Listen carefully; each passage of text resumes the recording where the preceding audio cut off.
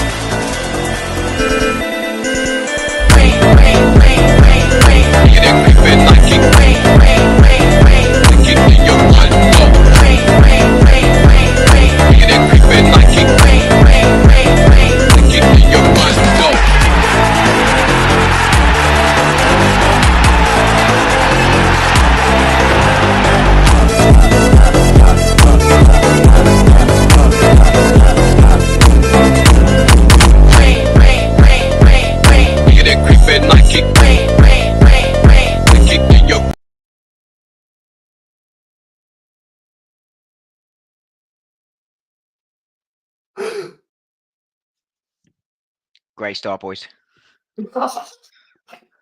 Great start.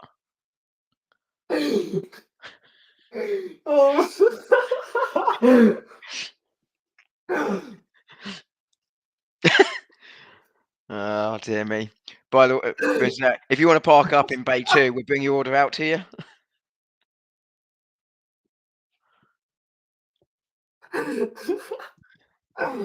Oh, This is going about as well as our attack at the weekend, isn't it? oh my goodness. Roy, I'm assuming it's just me and you, buddy. Now, you know what? The screen has gone black. Yeah, I can't see Jack. Is it black? I just can't see anything. Hold on. Hold on. I can see about as much as Gabriel when he shoots a goal. Gabriel Jesus, I mean.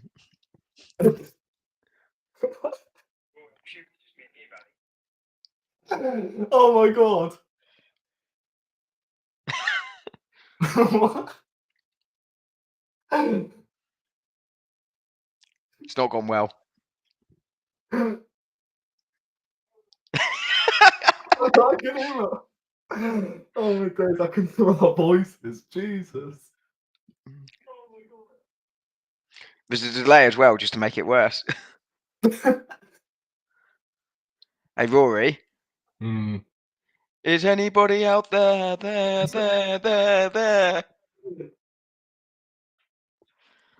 Oh, this is like the cinema guy. Hello. It's like The Exorcist. No, we can't, Josh. It's just a black screen.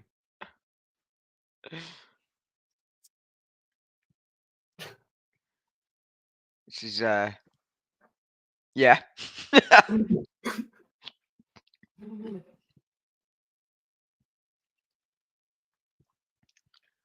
Oh, dear me. This is Pete. Oh, it's the 5G. It's the 5G. If in doubt. Oh, dear me. Oh, it's not funny, but it really is. This has to be the funniest. Oh my god. I can see you now, Roy. Daylight. Hey. Oi. That has to be the funniest start to a podcast I've witnessed in my life. Hello, we're here. Oh my days, man! Literally, Well, I'm playing two of us were, Josh. And my whole phone just decides to disconnect. Literally, guys, my whole phone just decides to disconnect, and then you sound like you're in a horror movie or something. People like I don't know, a dark screen. Like. Yeah, like the cinema geezer. Anyway, guys, welcome back. What a start, man. Welcome back, guys. We're back on our podcast. Obviously, yeah, we've got a lot to talk about, man. We've got a lot to talk about today. Lots of interesting topics surrounding Arsenal. We're going to have to touch on the recent performances. Don Do we Edu, have mate. Edu has actually left, signed from Arsenal as well. Yeah, I know, bro. It is what it is. Like, do we have to actually touch on that? Do we actually have to go back and, you know, recap what happened, man, recently with Arsenal? And obviously, the game coming up as well. Massive one on Wednesday against Inter. Probably for me, the toughest game so far. And probably the one toughest we're going to have this season, I honestly believe, in my opinion. But we'll get all into that. We've got Dom. We've got Rory. How you guys doing, man? Yeah, I'm in the black, mate. Finances are going well. I'm in the black. Yeah, all good, man. All good. You? Other than Arsenal, my guy. Well, and your Wi-Fi. Actually, other than obviously, like, I've moved house. I'm using my 5G right now. I've been having to use my 5G for the past 5 days because I still ain't got Wi-Fi connected yet. So it's kind of a mad one, bro. So stuff like this is gonna happen, people, where I disconnect. But we have to make do until I think I get Wi-Fi this Friday. So hopefully we'll be there on Friday. Better Wi-Fi, people. But other than that, I'm blessed, man. I'm blessed. But what about you, Rory, bro? Other than Arsenal, you good? Yeah, I mean, I never thought I'd be in some sort of cinematic shit. I can't lie. Oh my days! I thought 3 years ago was the last time I went to the fucking cinema. I thought I'd go again, but Jesus Christ! But yeah, I'm good. Apart from Arsenal. Yes. Peak, mate, peak. Anyway, can I just say, big up my guy, Top Gunner, bro, by the way. He put in the super chat. For some reason, Restream won't let me pin it because they're frauds. They're not letting me pin the super chat, but I do see it in the chat. So thank you very much for the super chat, Top Gunner. At what point do you have to go He back says to about stream Edu, now? good riddance that he's gone. I think that's what we're going to start with, guys. And also get your thoughts in down below, people, as well.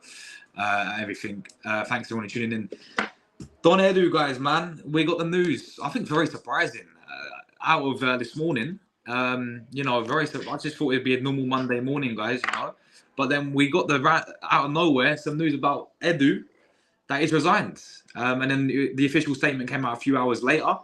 But it looked like he could be going with that Greek owner in having a new challenge, I think, with Nottingham Forest, Olympiacos, those teams. Now, I think there's been a few, you know, rumours about going around in terms of, I think we offered him a new contract, but he didn't really meet what he expected, if that makes sense. He wanted more, if that makes sense. So that's what I've been hearing. But say that again? I didn't say anything. No, likewise. Yo. Are you hearing voices from that black ether? Bro, I swear you... Bro, what is going on today, man? I swear you... Do you not just speak, Rory? No. Am I hallucinating right now, guys? What the fuck's going on?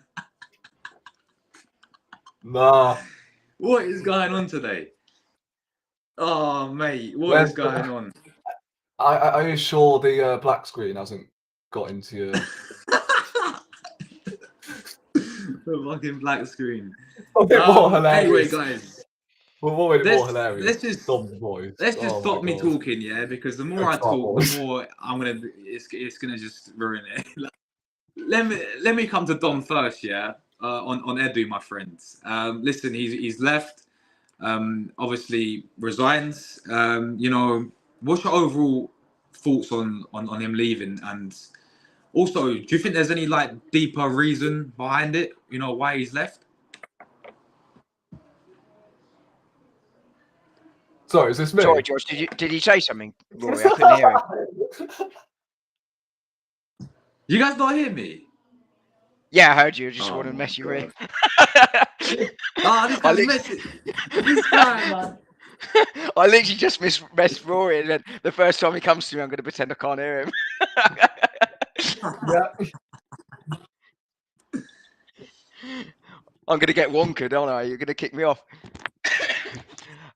He's gone, man. Um, He's done. He's done. I'm kicking him Yeah, off. I'm out of here quicker than Edu. Or Isaac on the 0305 out of Newcastle down to London Colney. But what was I going to say?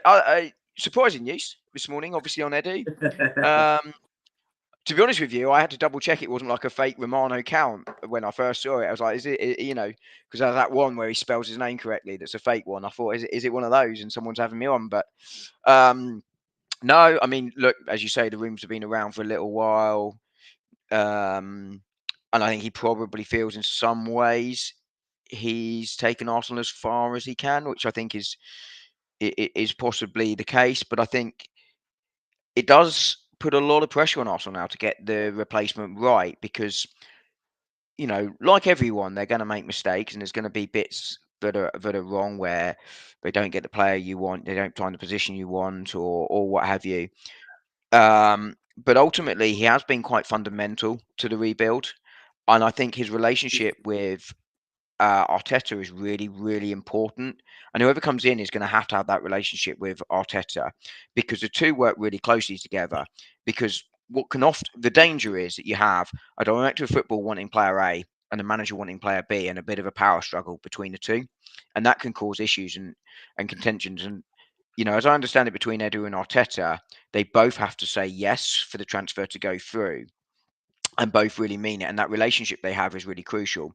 And I think I heard someone saying today, and I can't remember who it was now, but it was a sort of former Arsenal player saying that, Edu obviously knows the club. He understands what it is to be a player. He understands how to talk to the players, but he can also go in there and front up um, a vision and a negotiation as well. And we see that obviously with the length of time it takes, but he quite often does get the price he wants or nearer to it. So I think he is actually going to be quite a lot. If you look at his incomings in the last 3 years, there have been very few misses. Vieira is probably the only one that stands out. The ones this year, let's see where they go. I think it's too early to tell on those. And he has improved his outgoings in recent years. But I think I can understand the fans that are happy to see him go, given what they hoped and wanted. But I think I'd be a bit more of a cautionary tale here and be careful what you wish for. So I think overall Edu's done a good job, and I think this is a moment of danger for Arsenal, and they have to get the replacement right now. It's really fundamentally important with the way football is now. Again, that comparison between that working relationship and the NFL, crucial. You see it very often there, and you see football moving more and more to that model.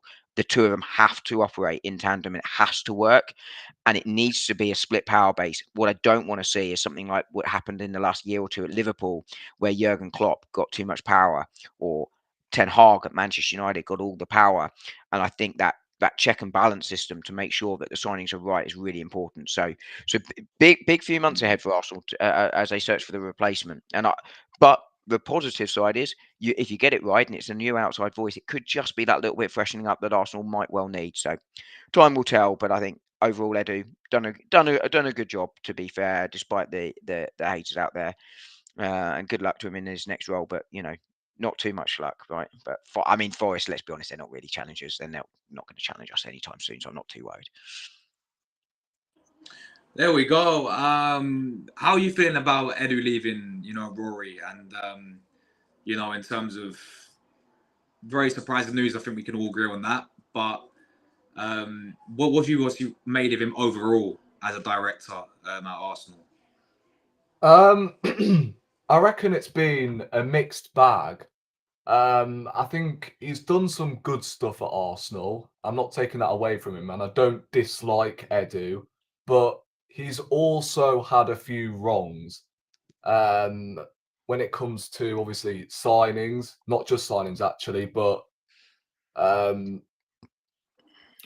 think something that I've been cussing Edu, excuse me, a lot on this channel in particular. I've been running through it for ages, that he struggles to sell players, and that's been my biggest criticism of Edu. He can't seem to sell players properly. Like, this guy could not sell a carrot. let alone sell players. So, look, I think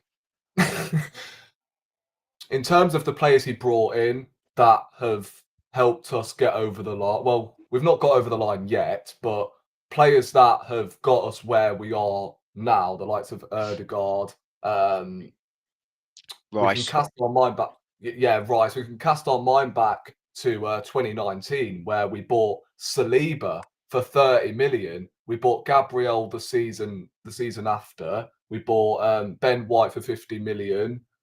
Who else did we bring in? We brought in obviously Raya for 30 million. That was good business in the end.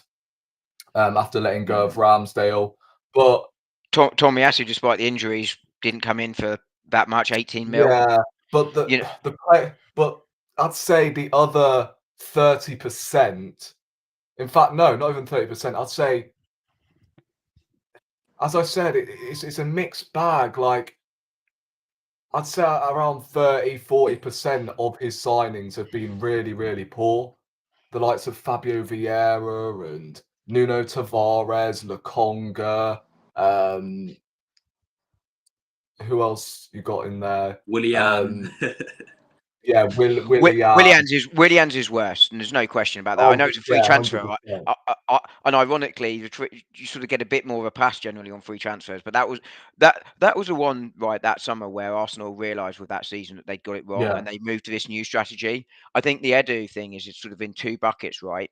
So I think culturally he's been excellent. I don't think anyone can deny that his part in the culture has been I mean, excellent. Pablo But Mari, Cedric, David Luiz, Ceballos. There's been let's be honest here. There has been duds that he has signed, but David Luiz was simultaneously, pre him, wasn't it? who? David Luiz was pre him. Yeah, he was very hit and miss. It was pre Edu, but your point is basically, I think the first half, you look at those first 2, 3 seasons, his signings weren't great, but a lot of his signings also, and I think this is important to remember, right? For context here, are backup signings. He's bought Kieran Tierney in, just using Tavares as an example, right? He's bought Tierney in, he's looking for a backup, which is Nuno Tavares. Now, you're at this point, you're a mid-table side, you're looking for a backup left back to come in and play 10 games a season. You're looking in a relatively limited market. You're basically going low risk, high reward. And I think some of those signings, like a Pablo Mari, Nuno Tavares, you're looking at Sambi Lokonga, you're looking at backup players coming. Gabriel Martinelli was another of those, if we're honest. Oh And yeah, low risk, high reward, right? Because they're not players that are ready. You're taking a gamble that they develop, and it is a gamble. So I think you have to take that into my context. You are absolutely right that those ones haven't worked out, but they're much harder to get right. I think since we made that transition over and we went, well, do you know what, we're going to go younger players. It was the Ben White summer, right? That's when his hit rate has been fairly good. There are players now like Gabriel Jesus, and Zinchenko, Alexander Zinchenko, that you probably go, do you know what? They were revolutionary signings now, but the team has now moved on way beyond them to the point they're squad players, possibly even on their way out this summer. But they were the right signing. So I think those two buckets need to sort of be considered of how he's signing them.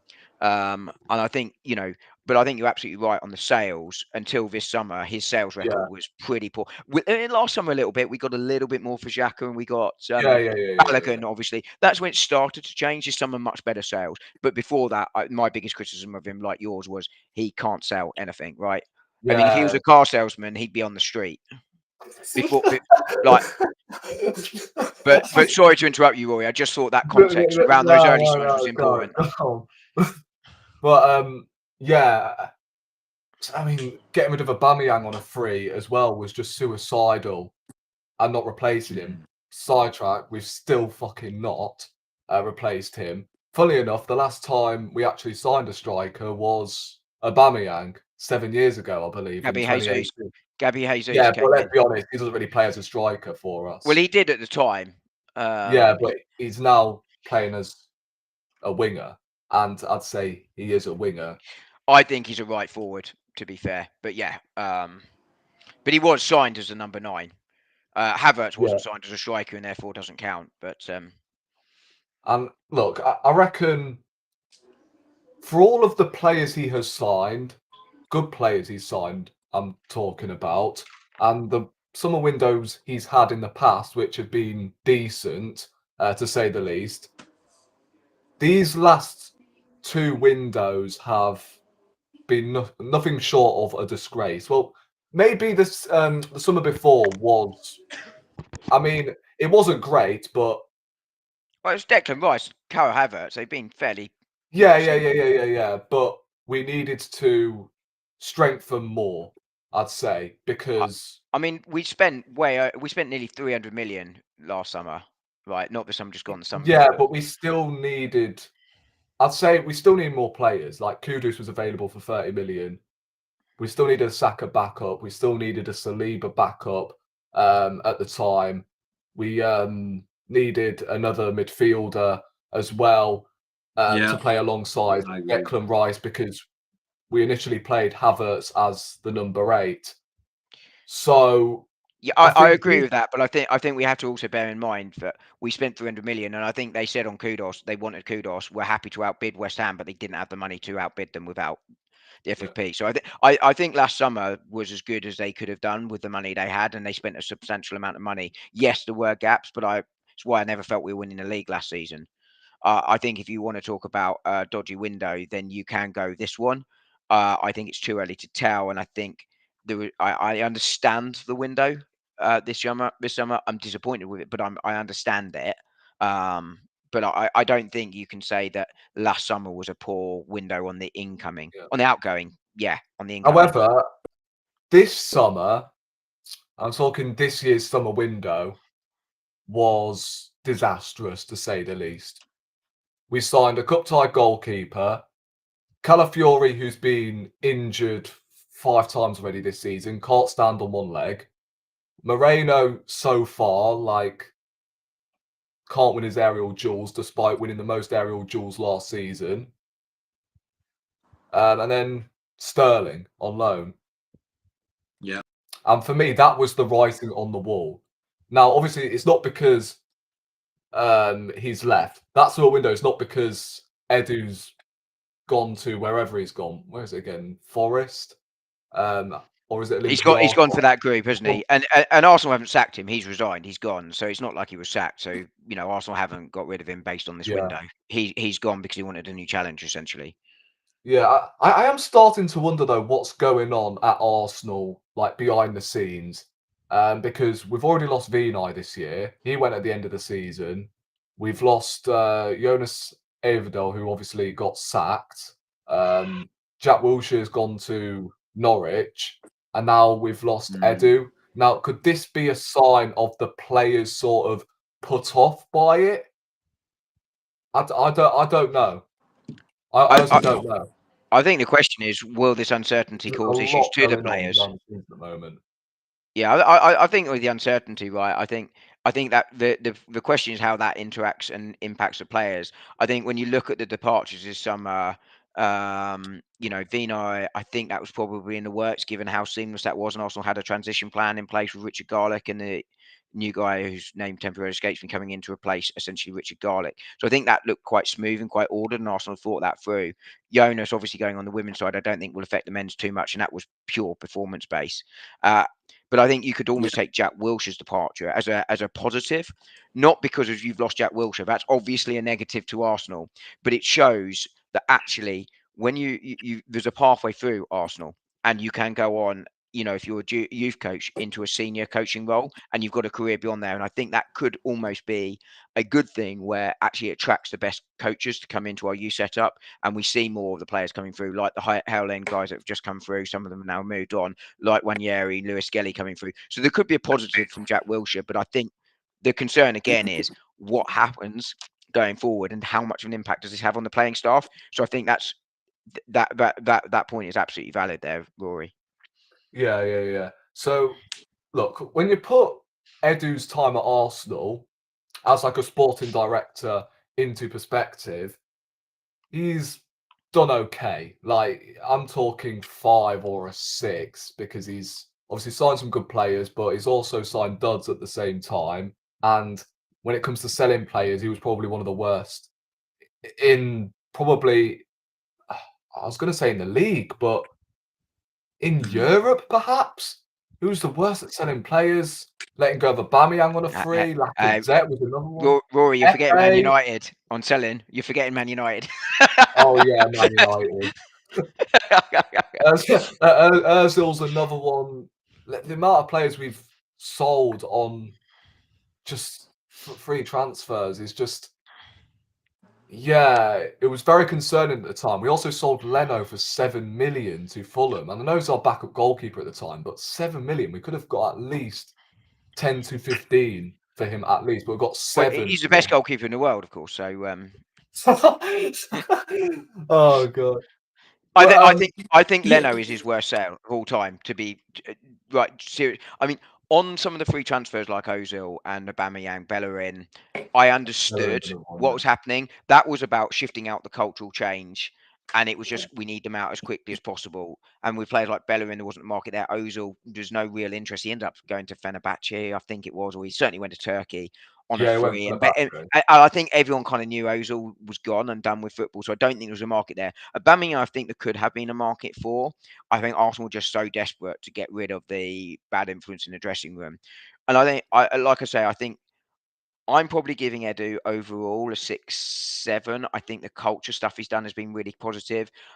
I think you're right to point out some of those poor transfers in the early days, but I also think he was shopping in an incredibly difficult market given the context of where Arsenal were at the time. If we sign Nuno Tavares today, it is 100% a fail, right? Despite his good season in Lazio, and he's playing in a different system. But let's say Tavares we signed 2 years ago when we were in a completely different place. We're sort of going for the Champions League. That's not the type of player you want to sign then. I think I think those sorts of transfers you would be saying, yeah, absolute duds. I think the ones I really, really call him out for signing were Willian, yeah, the 20 million. and obviously and Fabio Vieira have not gone well. Again, Noemi Martinez, I understood that sale, right, but again, didn't get the money for it. 20 million. Yeah, exactly. The money. He was the best goalkeeper in the league, undoubtedly. Yeah. Throughout that period. Yeah. Yeah, and we only sold that him was for a 20 difficult million. one for Arsenal, wasn't it? It's a bit like the Ramsdale Leno, and then subsequently Ramsdale Raya. Everyone knows you've got 2 number ones, right? And you're going to have to sell one, and it does impact the value you can get for them. But I think that probably does show that he's got better at selling when you look at Martinez. Yeah, he's got better recently. But you're absolutely right. Overall, his selling is probably a 3-4 out of 10, and he gets most of those points for the last 2 windows of sales. Yeah. Before that, it's literally a 0. Although I do understand some of the free transfers, I got why that was important. I think his signings are much better. So this summer you bring up the fact, if we sign Nuno Tavares 2 seasons later, right? It feels like this summer we've gone back to signing, the Nuno Tavareses, the Fabio Vieiras, you know what I mean? Because Neto is cup tied, but even so, how old is he now? 33? 33, yeah. Yeah, he's 33 years of age. Calafiori, at the moment, has looked a bit shaky, a bit suspect when it comes to defensively, but he's decent when it comes to offensively. Sterling's hardly played, and Moreno, I mean, has his shoulder half eaten. Like, it's what we're doing here. I can't. And Moreno, you look at his age. He's what, 28, 29. Like, if he's that slow in his prime, like he's in his prime years, 28 years of age, and he's this slow. Imagine when he reaches 30, 31, how slow he's actually going to be around that age. So I look at that summer window, this summer, in fact, and go, yeah, I can't lie, you fucked up big time. We finished 2 points behind Man City, and your response is Neto, Calafiori, Sterling, and Moreno. That is a sackable offence, in my opinion. So, look, I'm not going to sit here and shed a tear over Edu leaving. Right? You're not going to see me not pick up any sleep like I did last night. Real talk. about Edu leaving, okay? Unlike most of this fan base, honestly, I was hearing tweets earlier today. Oh, Edu leaving is so sad. Like, No, I don't use that. like once upon a time, we used to see kids cry over fucking Avengers Endgame. Now we have grown Arsenal fans crying over Edu Gaspar leaving Arsenal. Bro, Yeah. come on. I mean, I look. I think Edu has done a decent job here, but I'm not gonna, like you say, I'm not gonna cry about him leaving. I think sometimes you need to shake it up. I think, like I said at the start, the real risk here is about making the next appointment has to be right, and it has to build on what Edu Who has do you think done. it's going to be? I don't see it being that's what I Overmars. was going to ask. Who's going to be the It can't be So- Mark Over. It can't. It can. It Yeah, cannot that's be what I Mark wanted, Overmars. It It simply cannot. Arsenal will not risk their reputation given the reported, and I stress reported, reasons behind his departure from Ajax. You know, Arsenal won't I risk reckon that. it'll be Dennis, you know. I'd be well excited. I'd be so Yeah, excited It's for that. Bergkamp. Yeah, because I think it was last weekend. He was at the game at Liverpool, wasn't he?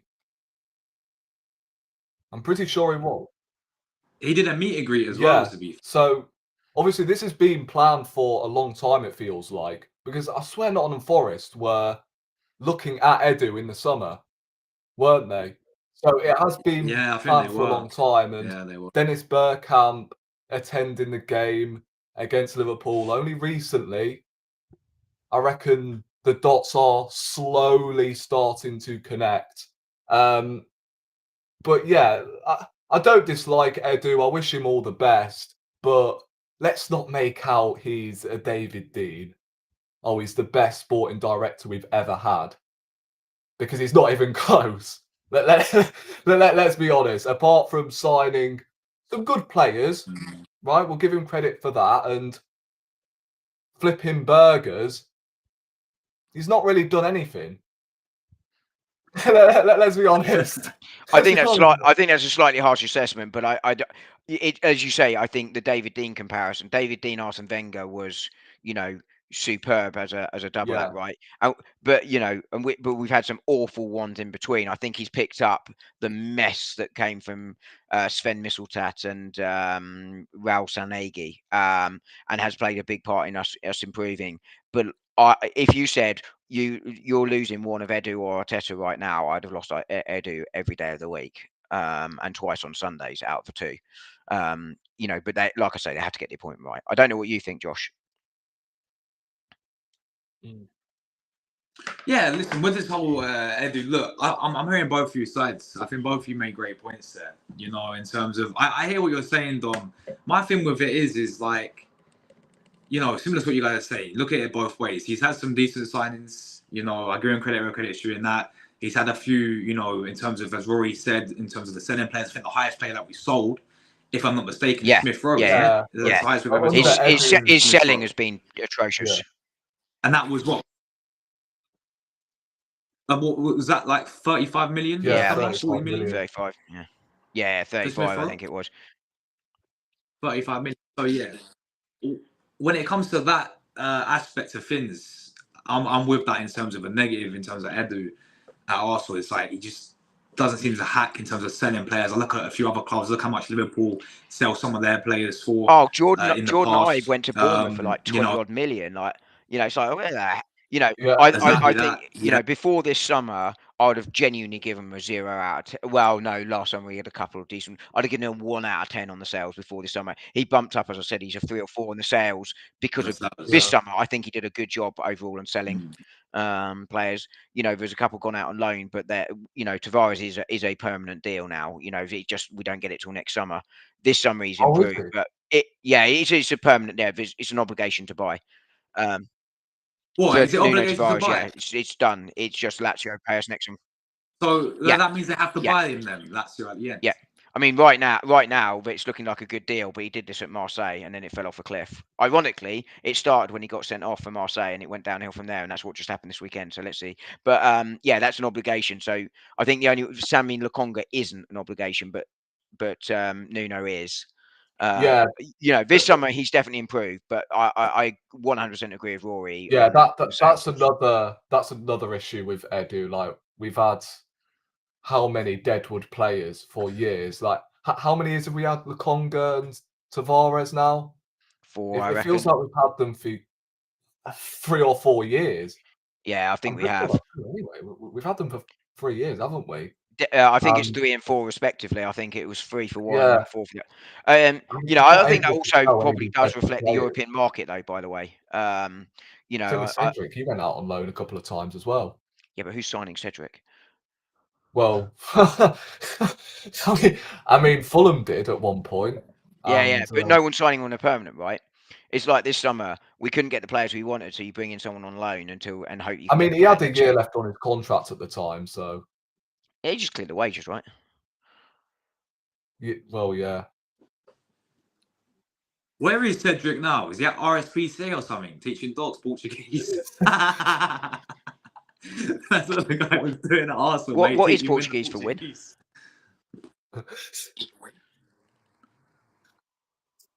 Might have to load up Google Translate here. Yeah, real talk. What is it? Yeah, Google Mind Translate it, guys. you know, Manchester United have had to change the pet food for their dog, right? They can't have Win-a-lot anymore. Hey, the old ones are the best, right? No, but real talk. In terms of my whole thing with Edu, guys, right? I look at it this way as well, and I hear what Don was saying in terms of you have to look at the position where we were in terms of some of the transfer windows over the past.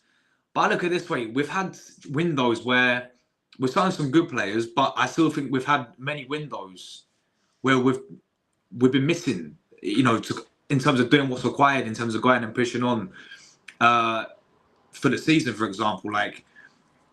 Previous seasons when we're in a title race, we always look back on, if the transfer window, if only we signed a striker this season, if only we, got a midfielder in, if only we got, a backup competition for Saka, because other than, Sterling came in this window, there's been windows where we've been missing Yeah, out on, what I will say about that is, that backup for Saka. what I will say about that is, even before Edu came in, we still had that issue of, imagine if we got that striker. Yeah, 2016. If only we got Benzema, we would have won the league. I'm pretty sure. To be fair, if that summer we got out and got Messi and Ronaldo, if we gone out that summer, if we gone out that summer though and got Messi and Ronaldo, we'd have won the league, right? I mean, yeah, it's I think you're right, Josh. Right, that if we'd done X, Y, and Z, we might have won the league. I also think that probably like Rory was, sort of, and an understandable narrative there of talking about that Ben White. Was it the Ben White? No, it was Rice Havertz at Timber Summer. If only we'd gone out and got another player in there, and Kudos was a man Arsenal reportedly wanted. They just couldn't. They were hoping to get a loan to buy to make it like they did with Raya, to make it work. I think. And it's good job Seb's not here because he'd be rolling his eyes and going no at me. But I think it also shows the phases, right? That you can't do everything at once. I think if you want to talk about missed opportunities, this summer is the one you probably talk about. I think in the rest, you needed probably that Ben White summer. We probably needed about 8-9 players. Then you suddenly come down to 4-5 players. This summer we're probably looking at, with some departures, you're probably looking about 4 players. I also think you've got to look at the market as well this summer, and again, it provides a context. This summer I gave it a 7 out of 10 this summer on the whole window, but a lot of those points came from we filled the positions of need in terms of the players that came in for position wise and the sales. I don't think we got the players we'd have liked to have seen.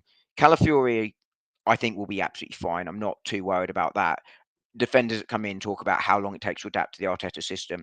I think Moreno will be fine too. And obviously the others were loans, which show that we couldn't get the players we wanted in. We wanted João Garcia, ended up having to get Neto. Ideally, Ramsdale would have gone earlier. I think that would have helped us get the goalkeeper we wanted. and we couldn't get the winger in, which is why we've gone Sterling on loan. And in some ways, I think that's the right thing to do. If you can't get the player you want, don't go and sign someone on a permanent you don't want. But I think it does underline that narrative, and an understandable one of we didn't go out and get what we wanted. We were hoping for Nico Williams. We were hoping for, what's his name? I forget the Nigerian striker because I've forgotten his name temporarily. But no, the other one. Who went to Osimhen. Turkey. Osimhen, thank you. It just completely slipped out of my mind. Or, Yorkers. That's what we were hoping for. We were hoping for Frankie de Jong to come into midfield. Reality is those type of players generally, with the exception of Osimhen, who, by the way, everyone passed on, which is why he ended up going out on loan, probably because he's passed himself out with his wages. I go back to why this season will probably be closer, and it is because most of the players that went were in that sort of middle to upper bracket, not in the top bracket. And you saw this summer what City signed one player, which they essentially signed from themselves. Liverpool signed a goalkeeper that they sent back out on loan, and we did a couple of bits. The top teams generally across Europe didn't do a lot of big business this summer because those sort of big players weren't seeming to move. And sometimes you get windows like that. But I do at the same time get the annoyance. One I share around, if only we could have gone and got Nico Williams this summer, and if only we could have gone and got, a striker this summer. I never thought we were signing a striker. As I said all summer, forget the striker. And there's risk with all those options that were available this summer, but which is why I never thought we were going to.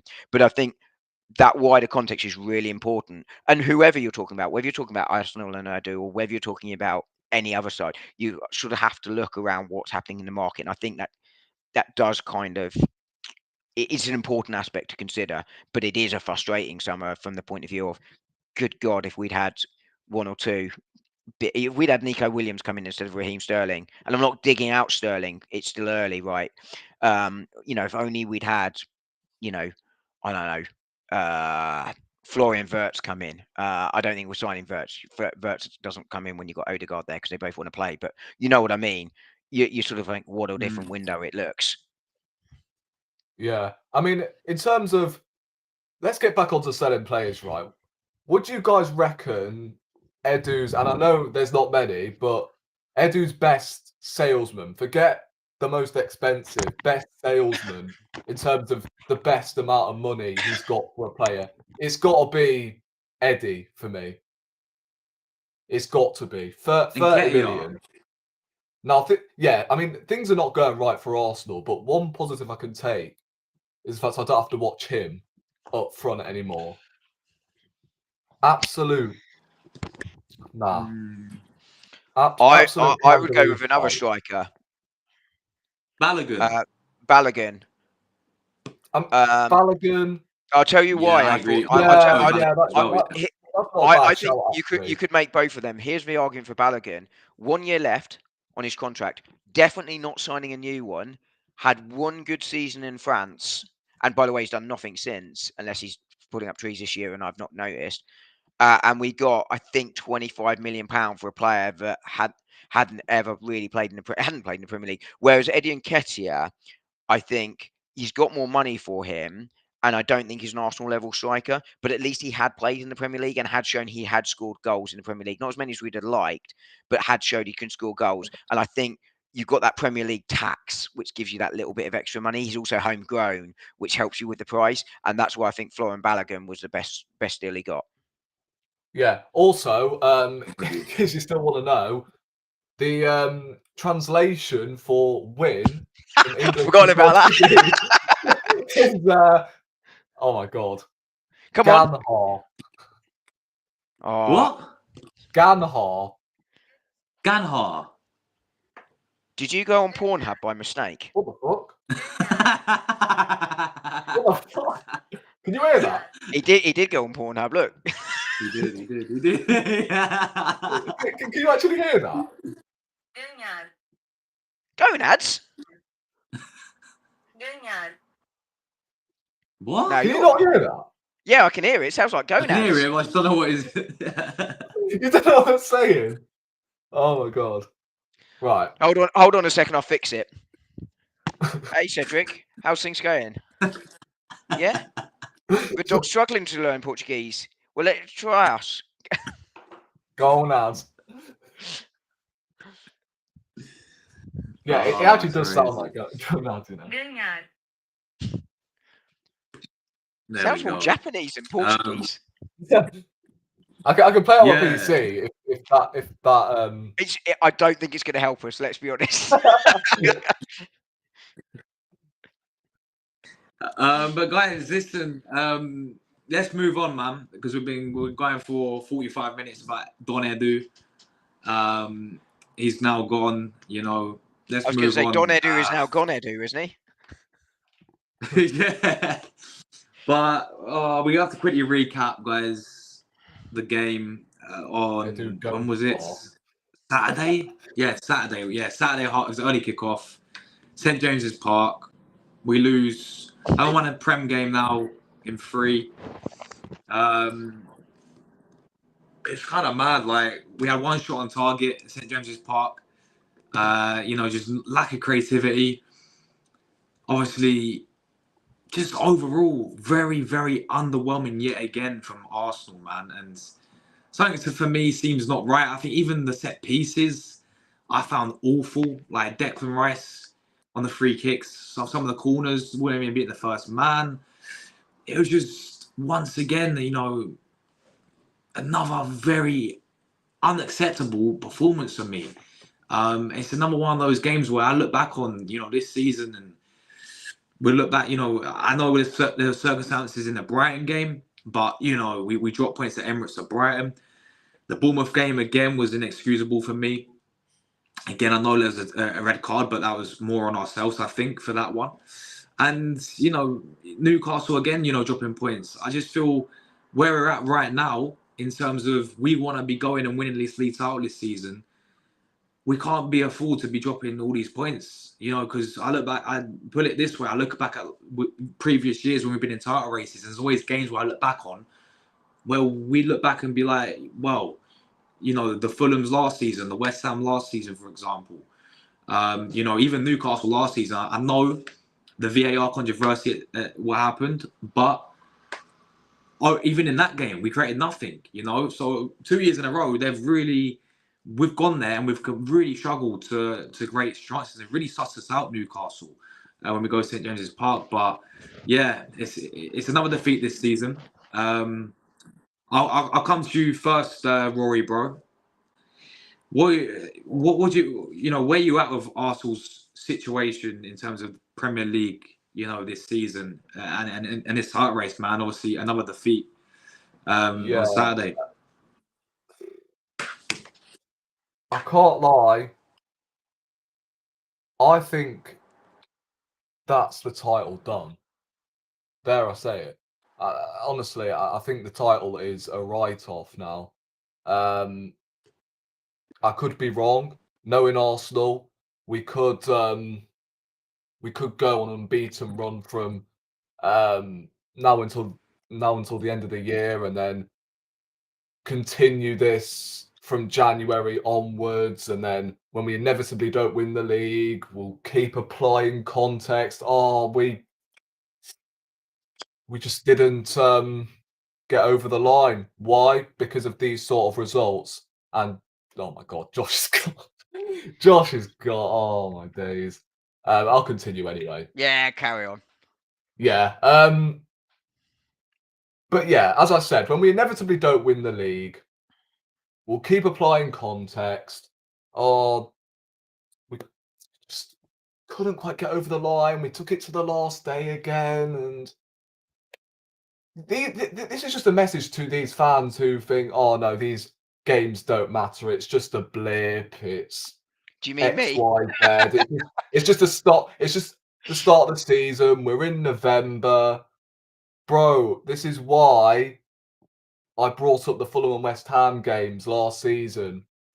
Those are the games where it ultimately cost us the league, and most of these fans have been coming back to the Fulham and West Ham games last season while we didn't win the league, and the same's happening.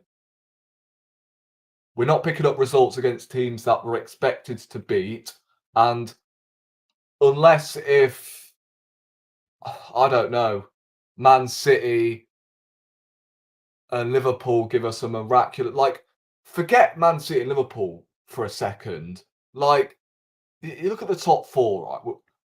We're in phase 5, for God's sake.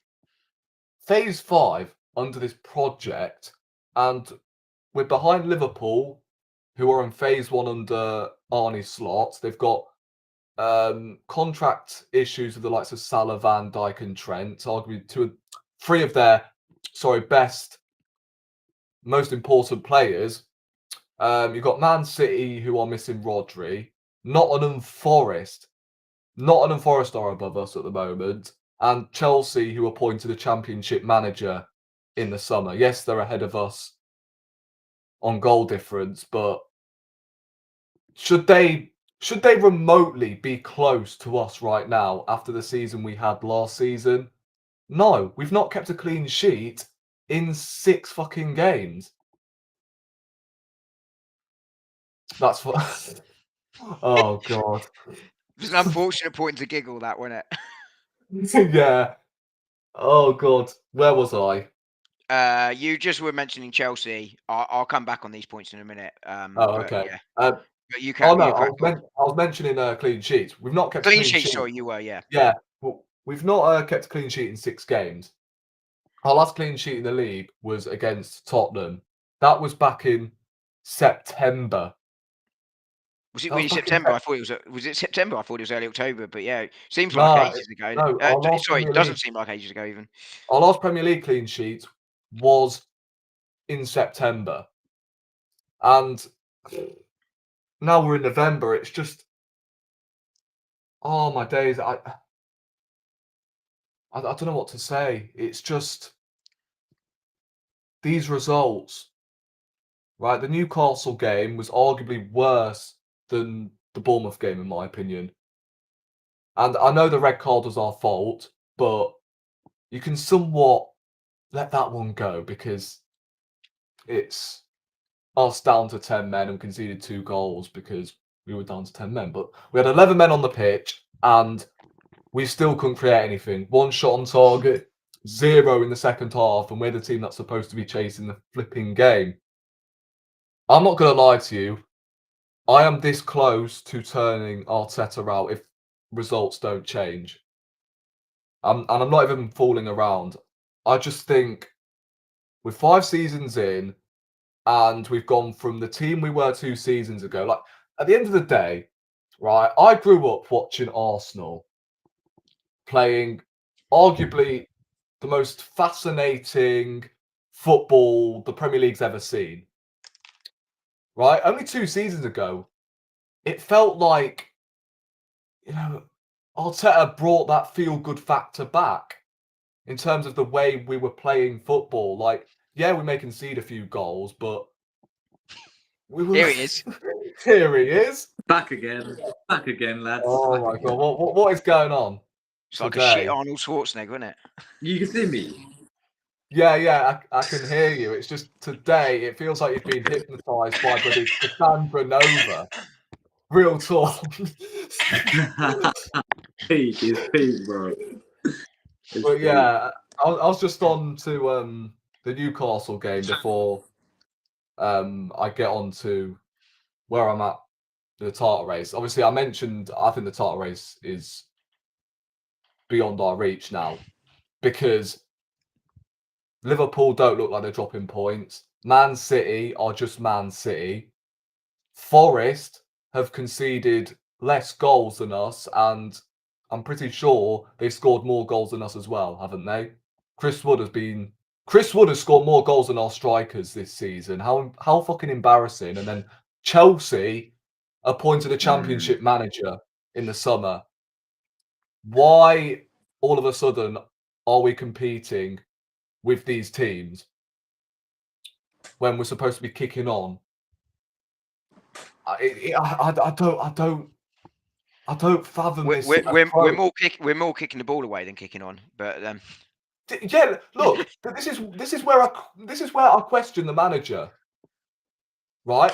Where's the discipline? Where's the telepathy? Where's, most importantly, our attack? Our defense? Oh my God. Bro, I'm telling you, one thing we've taken pretty much most of our games so far this season is our defense. Our defense is a big plus. At the moment, we can't even shut up shop. We've conceded 11 goals so far this season. The same amount as Tottenham, the same number as Man United, I'm pretty sure. It's just absolute.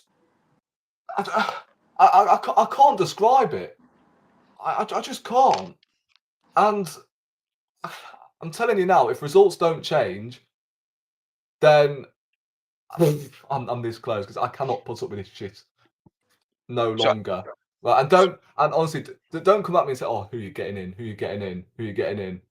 I'd literally take Mr. Blobby at this rate. I don't care. Right? If he does not, what Allegri?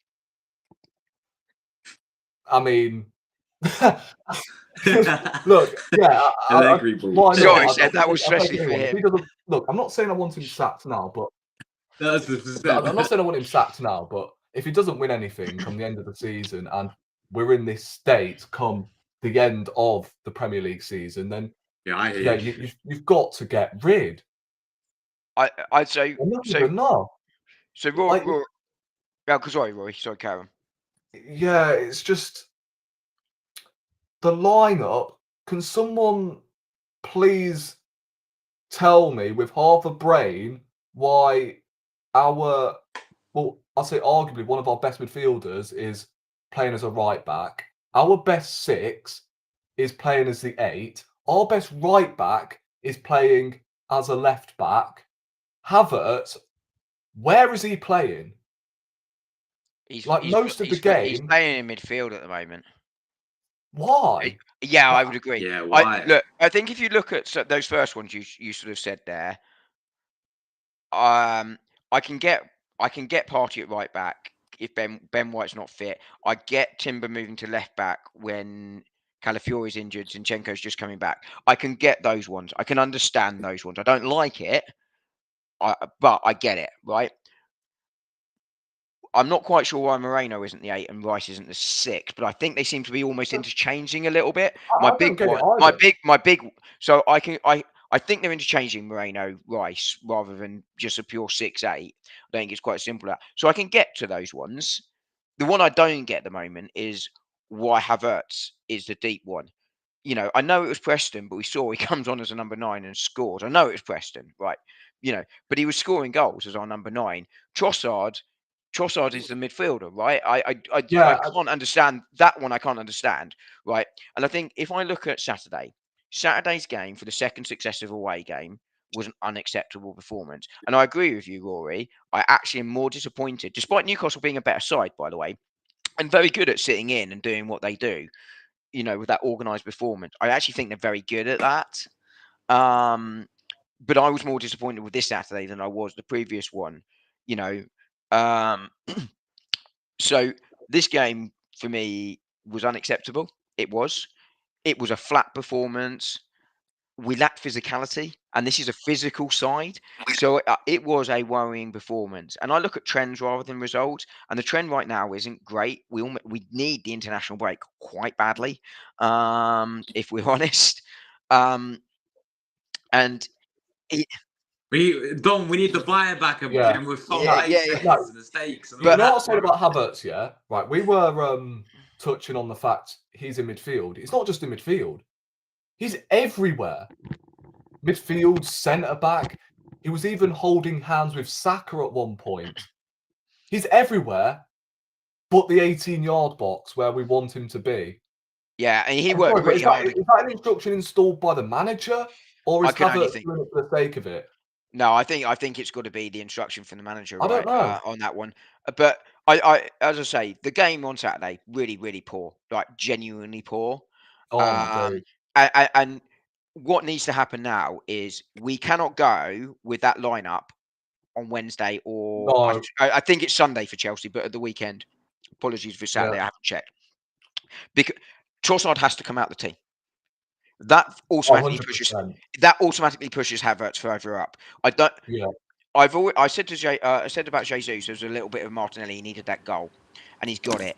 But I don't want to see Jesus come in as a striker with Havertz dropping deep. Havertz in midfield Yeah. doesn't work. It's fine for him to Yeah, sit I've in. been saying it It's for fine for him ages. to sit in for 20 minutes. You're 1-0 up, 2-0 up, and you just want to, or you're a bit under the cushion, a bit like we were against Liverpool, right? First 10, 15 minutes. You might want to drop in for 10, 15 minutes. Roy Keane often used to talk about that. Just get yourself to sit in. It's not pretty. That's fine. But you want Havertz up top, right? Yeah. Ranieri for me has to start now. I've been saying it for a few weeks. He has to come in and offer that now.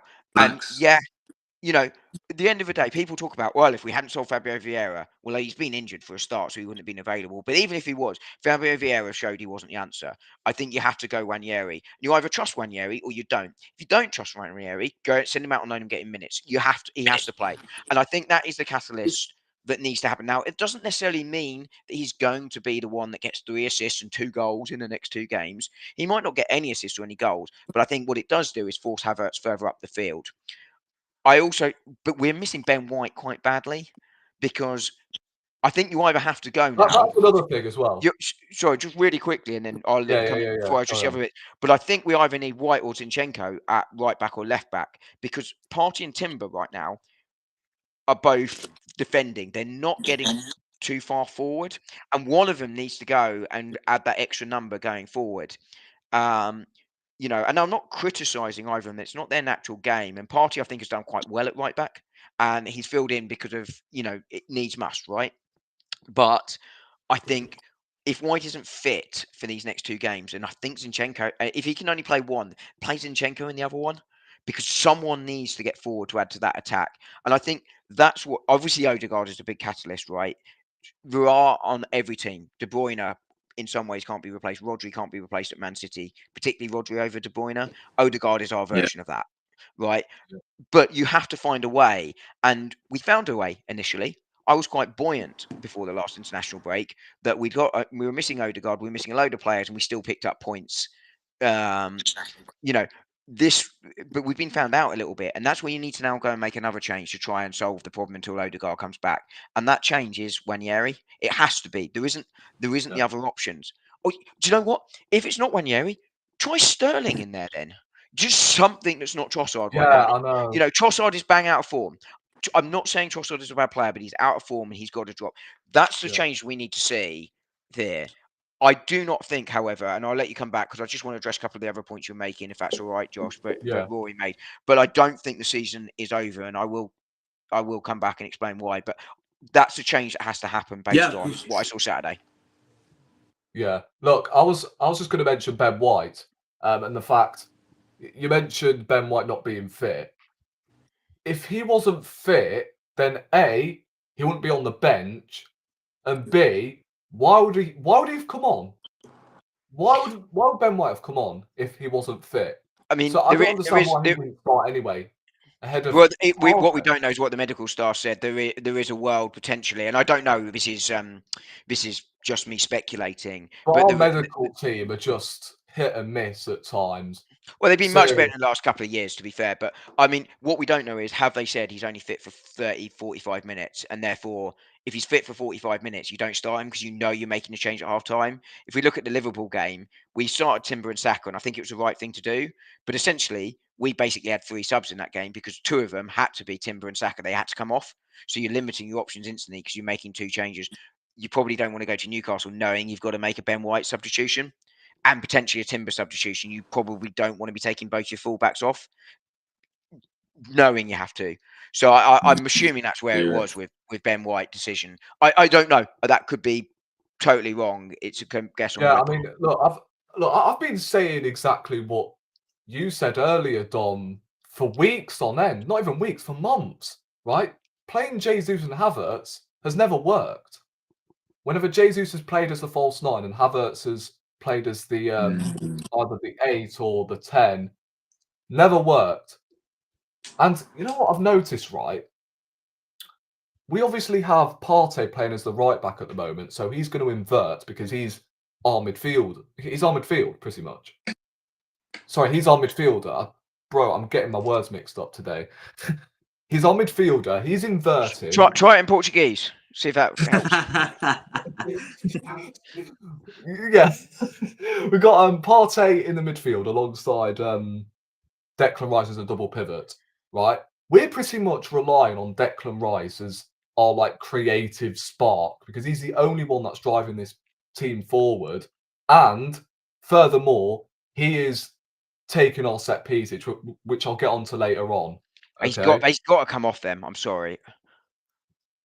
and another thing I've been saying for weeks: get him off set pieces. Rory's there having a like, tennis match. preach. He's going all Texan choir on us. Rice is on set pieces. No, he is not. I mean, Rice it's is on true. set I've been pieces. saying this for No, weeks. he is not. Like, Sorry, Rory. I just got really yeah, enamored I mean, with you being in some kind of gospel choir from the deep south of America. yeah, yeah. I mean, Payback is a bitch.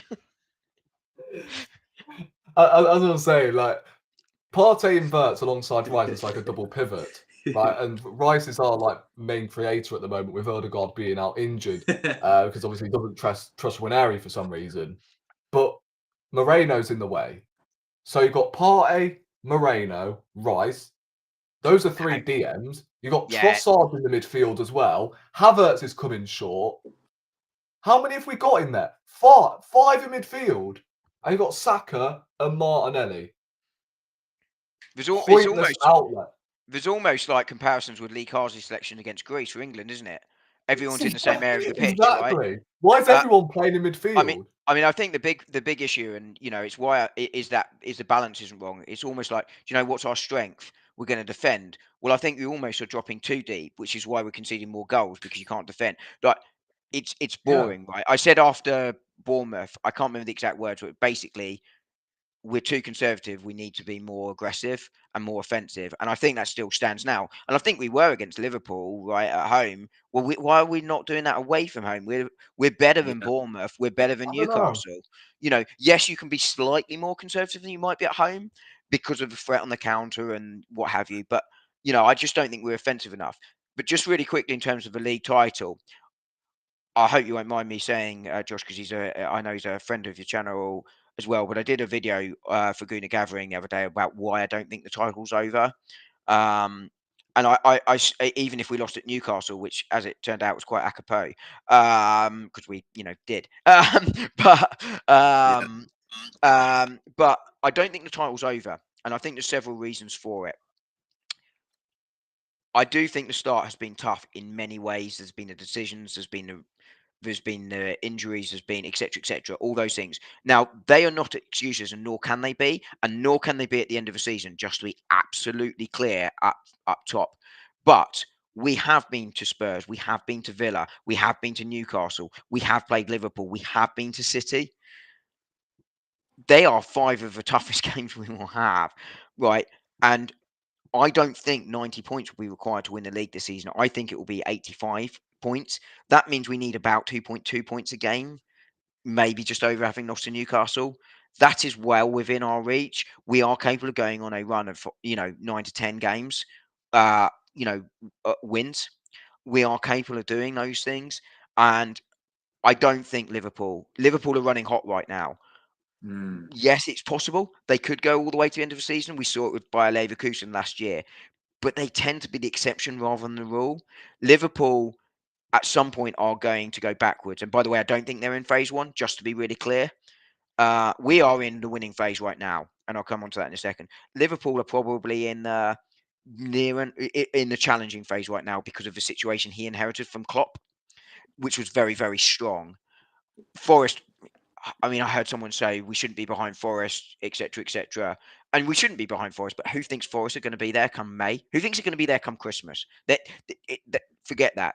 Chelsea also, by the way, I've been impressed with Chelsea this year. To be fair, I really have.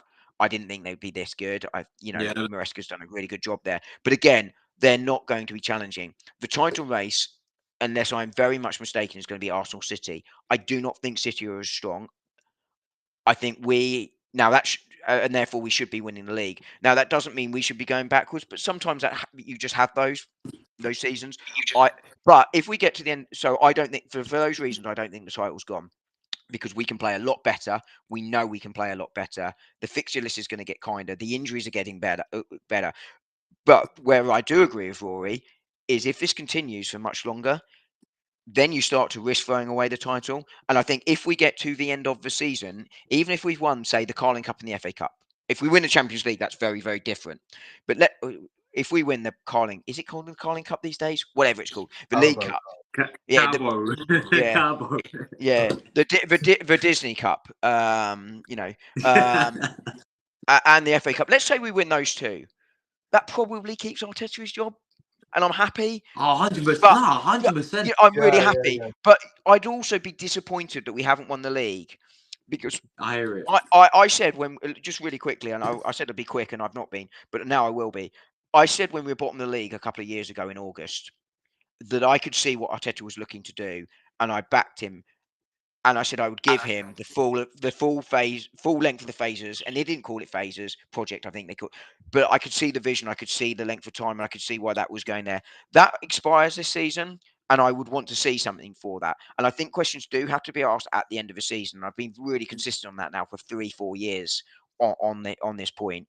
If we haven't won anything, I think the only circumstance I could see us winning nothing and not be asking questions would be if the 7-8 injuries we've had continue for the entire season, similar to that Liverpool season. I don't know if you guys remember it, where they had to go out and buy two literally championship defenders, one from Preston and one from somewhere else, just to get through the season. You have a season like that, and you have to go, do you know what? That's horrific. Newcastle last season, they were not as bad as they looked, right? They had horrific injury, something like that. Then yeah, okay. But otherwise, those questions do have to be asked. But at the moment, I think this is a poor run of form. I think this is fairly normal, and we forget it's normal because of how exceptional, and it is exceptional, City have been and Liverpool to an extent have been in the last few years. I think the league is normalising more.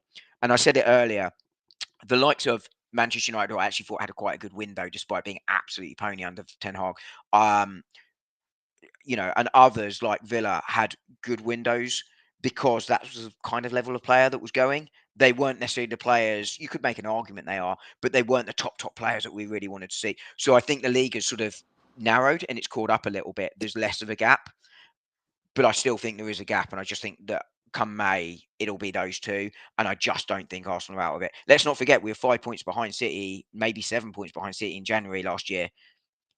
And City were exceptional, and so were we, but we only dropped it by 2. We got longer to catch that gap. So I don't think the title's over, but it does need to turn. And those changes I talked about do need to start being realised quite quickly.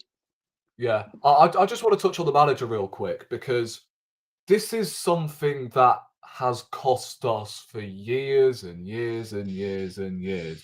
But I clocked this yesterday, right?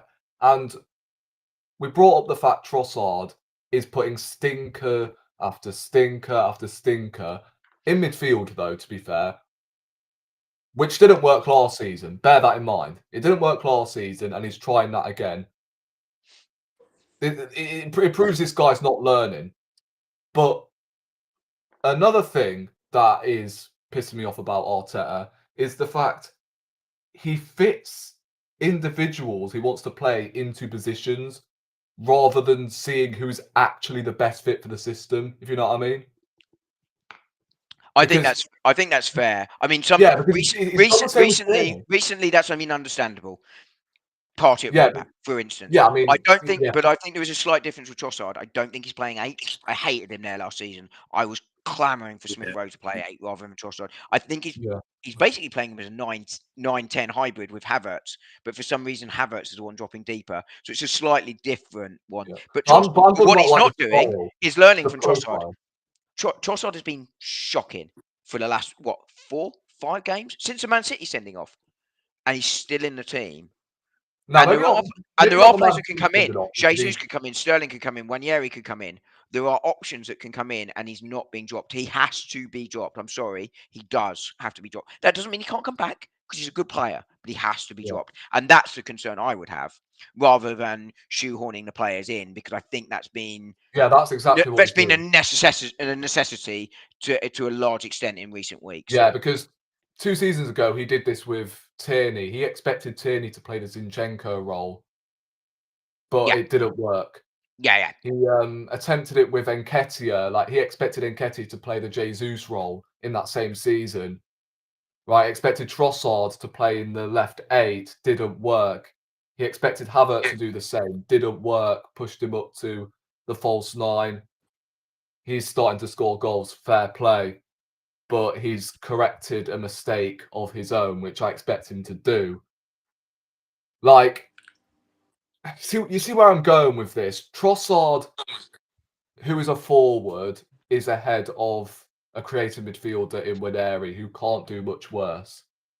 Right, and I want to delve into more of the players actually from that Newcastle game because, bro, Declan Rice, yeah, I love the guy, but fuck me your deliveries. I called it weeks ago. Get him off set pieces. You better not get a job as a postman because you won't be able to deliver anything. That purple patch was, yeah, that purple patch last season was, yeah, brilliant. When he was whipping them in like. Saka should be on set pieces, no question for me. Yeah, 100%. But Declan Rice, he's overhitting his set pieces every time. One in the first half. Like, how? How do you hit the wall? A single man wall, by the way. How do you hit the single man? that is Sunday League level. And again, I'm back onto the midfield situation, right? It feels like we've got 5 in midfield. Rice is our biggest creator, it feels like, because he's on set pieces. He's the one Which is worrying, by the way. No offense to very, Declan very Rice, but worrying he because should he's not on be the number 6. creator. Yeah, he's on number 6. But Moreno's in the way. So is Havertz because he's coming short. Partey's also in there. Yet our midfield is like Swiss cheese. Holes everywhere. Like, it's just Midfield is where we horrible. lost it on Saturday, to be blunt. Yeah. We were out battled Yeah. there. And I'm sorry, a midfield of essentially Havertz, Rice, and Moreno should not be being out muscled. It really, Yeah, really, really look, should we not. signed aerial duel monsters, apparently. Aerial duel monsters, yet we can't win any. How do you explain that?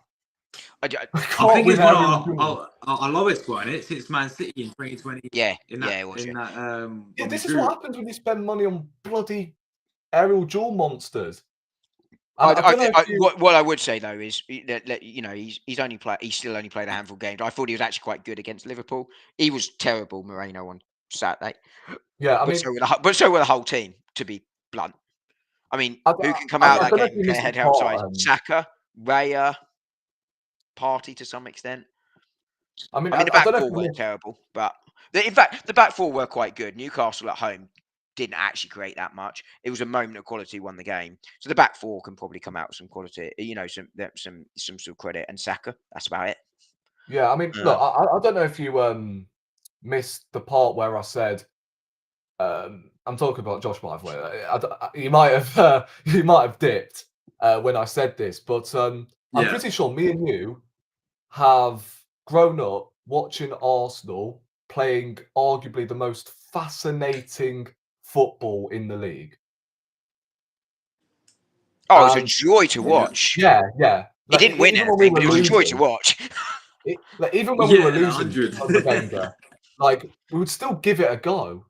And it was only 2 seasons ago when Arteta again brought that feel-good factor in terms of like the football and the way we were playing out from the back. It was so good to watch. Yes, we may concede a few, but we would outscore the opponent. And you're telling me we're in phase 5, phase 6? I don't fucking know. And this is the football we're served up with. The football right now is boring. Come on.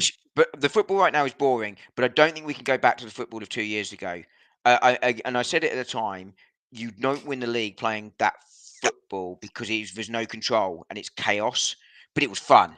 It was what we needed. I thought last season we had control, we had power. That's where we need to get back to the football we played. Sort of not quite January to May because just before the break we had was a bit poor. But after the winter break, right through to the end of the season, that was power. It was control. there was defensive quality, there was attacking quality. You could see the lot. That's where we need to get, but that's the type of football that wins you the league. There are many ways to win the league, but right now that is the way to win the league with the way the league is set up. Yeah. That's missing at the moment. That control is missing at the moment. That spark is missing at the moment. Those two things are really missing. Yeah, look, I just want to say this now, right? I still back Arteta, but I am slowly starting to, whatever this is, I'm slowly starting to. That's your hand, mate. Yeah, You've got two of turning them, yeah. turning against Arteta, you know, because look, I think he's a good manager, right? And I still do back him, but I don't glaze him the way most of this fan base do. Like, I'm pretty sure we saw more movement in his Barnet than we did at the weekend against Newcastle. That's how embarrassing it was. Right? I haven't seen his Barnet move for, ever. I mean, even Well, when he was playing, he'd head the like ball, it wouldn't move. Yeah. Yeah, and the fact he's not ruthless with most players, like Trossard, how many stinkers is he going to put in every week for him not to get dropped? It's just, it's basics. It's pure basics from a manager, a world-class manager, I was told apparently, who was sat with Pep not so long ago. Well, it's been 4 years, hasn't it? But if you've been challenging in the top two for how many years has it been? 2 years, This is hasn't our it? third. It's been 2 years, right? One injury should not define the way you want to play. Just because we've got one player out injured doesn't mean we should be retreating. Like, Man City have missed Rodri and De Bruyne for the majority of the season, but they're still challenging. Well, Like, I would actually point out though, I don't think Man City have been great. Just to be blunt. yeah, but they're still I getting think they're results. getting over the line, but they are getting over the line in similar ways to what we did against Southampton and Leicester, leaving it late, getting that little bit of edge, Yeah, little yeah. bit of luck. But at the Which is moment, what we did. They lost to Bournemouth like we did. They lost to Spurs in the week. Yes, and we lost to Newcastle. So I'd say they're in a very similar state at the moment. And it's going to happen. If you've got your best 6 and your best 10 out, we've only got our best 10 out yesterday. To be fair, and I think all the things we said about Arteta are absolutely true. I think he's a very good manager, but he does need to fix this round. He does need to yeah, be a bit I less think of an he's arrogant very bugger. overrated, you know. I can't even lie. Well, it depends on how you rate him, right? I think he's a very good manager with high potential, but he Yeah, needs they're to putting show on this it. pedestal of world class because I he don't think he's challenged. there. Yeah, No, I don't he's agree. he's nowhere near at the moment. And the way we are playing, I can't lie, he's been awful this season in terms of his tactics. Like, I don't remember the last time I've gone, right, Arteta, you got your tactics spot on, son. Manchester I don't think City. I've said that once this season. Manchester City. I thought he got it right. Actually. Yeah, well, Man City, if we would have won, then yeah, masterclass. Yeah, there was no other way to win that. But first half, I think he got it spot on. Second half, yeah, it was the only thing he could do, and we I were seconds away. Yeah, but I agree.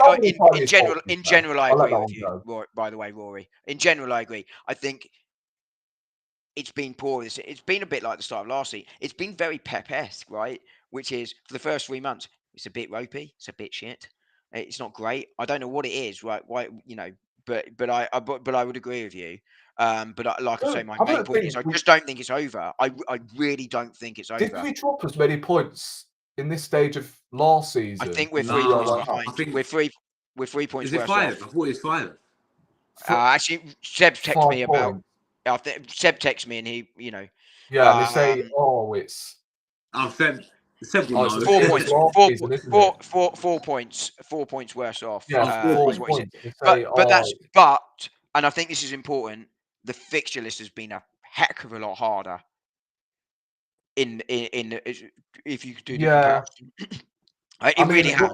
When you look at our schedule, when you look at our schedule from now until December, it's not looking too bad. We should be able after Chelsea, yeah. Yeah, after Chelsea, I mean, yes, I know Nottingham Forest is going to be really tough the way they are playing, but But they're good. uh, Look, I mean, my aunt, someone said, I think it might have been Seb said about, we're behind Forest. What phase are they in? Well, they're in the it's going incredibly well, but it's all gonna, but it's all, it's yeah, but we all know it's gonna come crumbling down. You know, it really is. You know, Yeah, I don't think it's going to come down faster than than someone's trousers at the Playboy Mansion. It is going to fall apart. Um, let's. But if you were playing them on Saturday, yeah, with the way Forest are at the moment, you would be worried. But I think, if we were playing, I think if we played them in December, I think that's where it will have already started to go wrong for them. I mean, maybe it will go on a little bit longer, but Spurs did it last year, and I've made the Spurs Liverpool comparison this season. It's going to start going wrong. For just, also, another player that Arteta has just, I mean, I can't lie, I'm almost ending my patience with, I'm about to talk about Martinelli. Oh my God.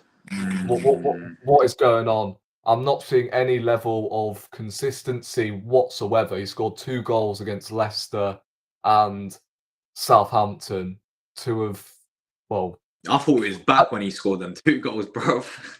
yeah. Right now he yeah, I is did. horrendous, and then you got Gabriel Jesus coming on. Like, Mm. why?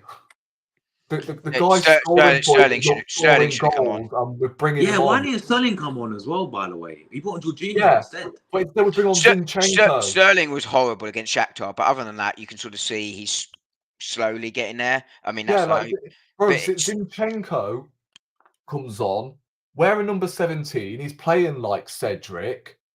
Like, that is an unbelievable level of shit when he well, came on. actually, I thought he improved things slightly when he came on. The one I didn't get was Jorginho coming on. I think Yeah, but Yeah.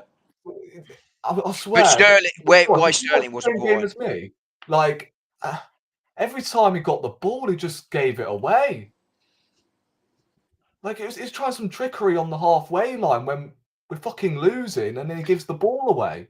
I thought Zinchenko was all right. To be fair, I think he looked to try and add some Nah. progressive passing. I mean, I'm not saying he was a well beater, but he was trying to move the ball forward. I think, and I'm not digging out Jorginho because he's not this player. The one I didn't understand was Jorginho coming on. It's like why that sub isn't Yeah. Oh, well, that just says a 10 lot minutes about our bench, earlier. doesn't it? Yeah, exactly. I mean, Arteta got it Yeah, badly wrong for the Jorginho's your second. 5th choice substitution.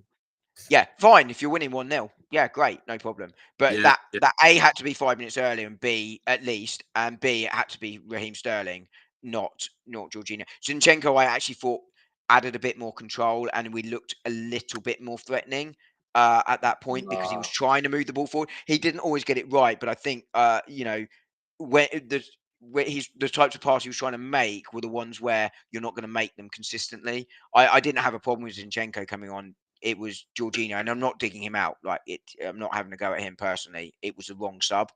It had to be Yeah. Sterling. Yeah, I mean, But back I on. do think this is fixable, like really fixable, and relatively quickly.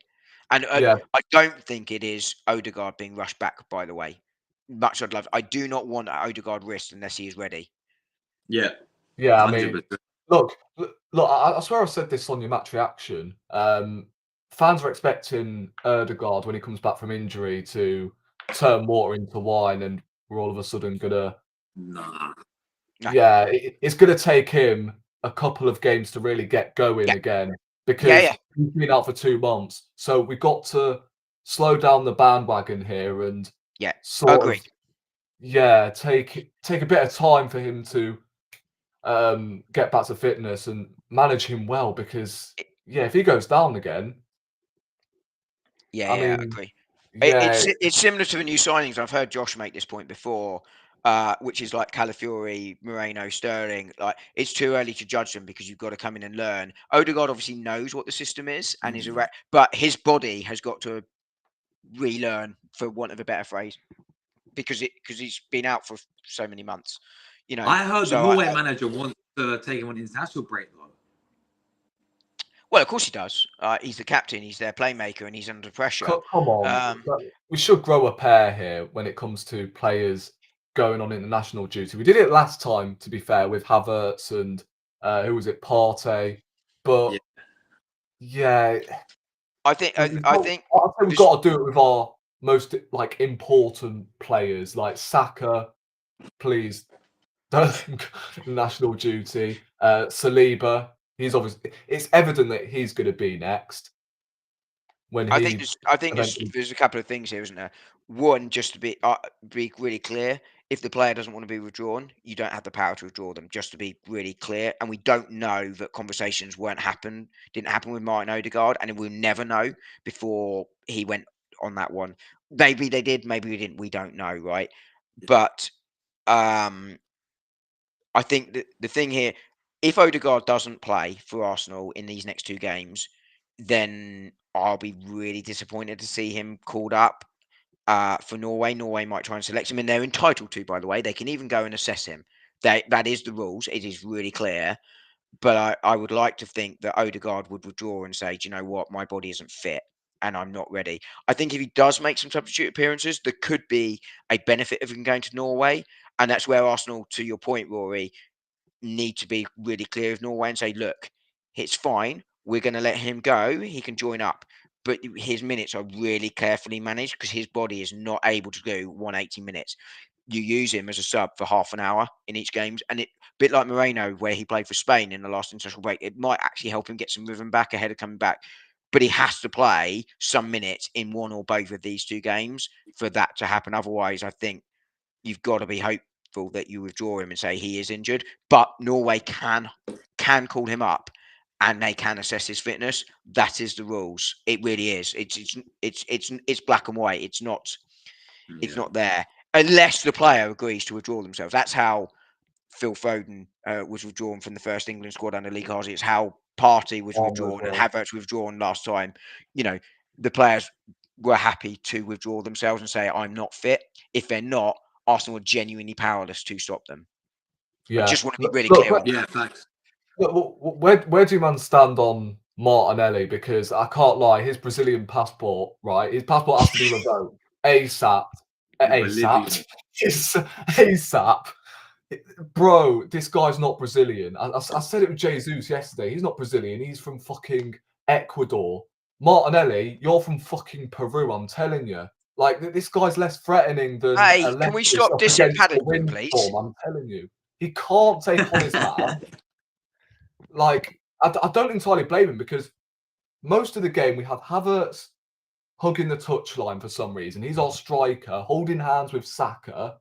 We had Trossard sort of roaming around that false nine position because Havertz is in midfield, right wing. I don't know where he's playing. So Trossard has to move false nine with no one in the middle. Martinelli has 3 Newcastle players surrounding him. It's the same with Saka as well.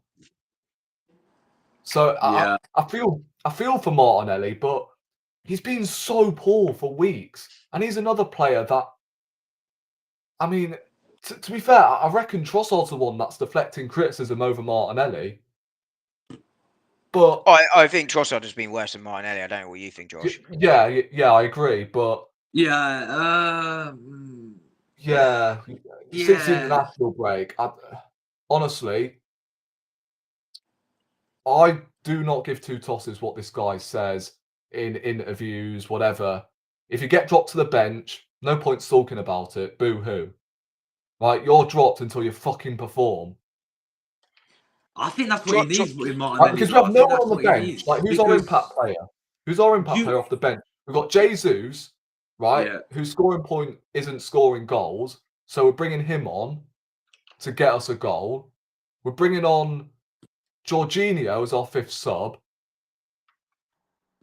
We're bringing on Ben White, who should have started in the first place.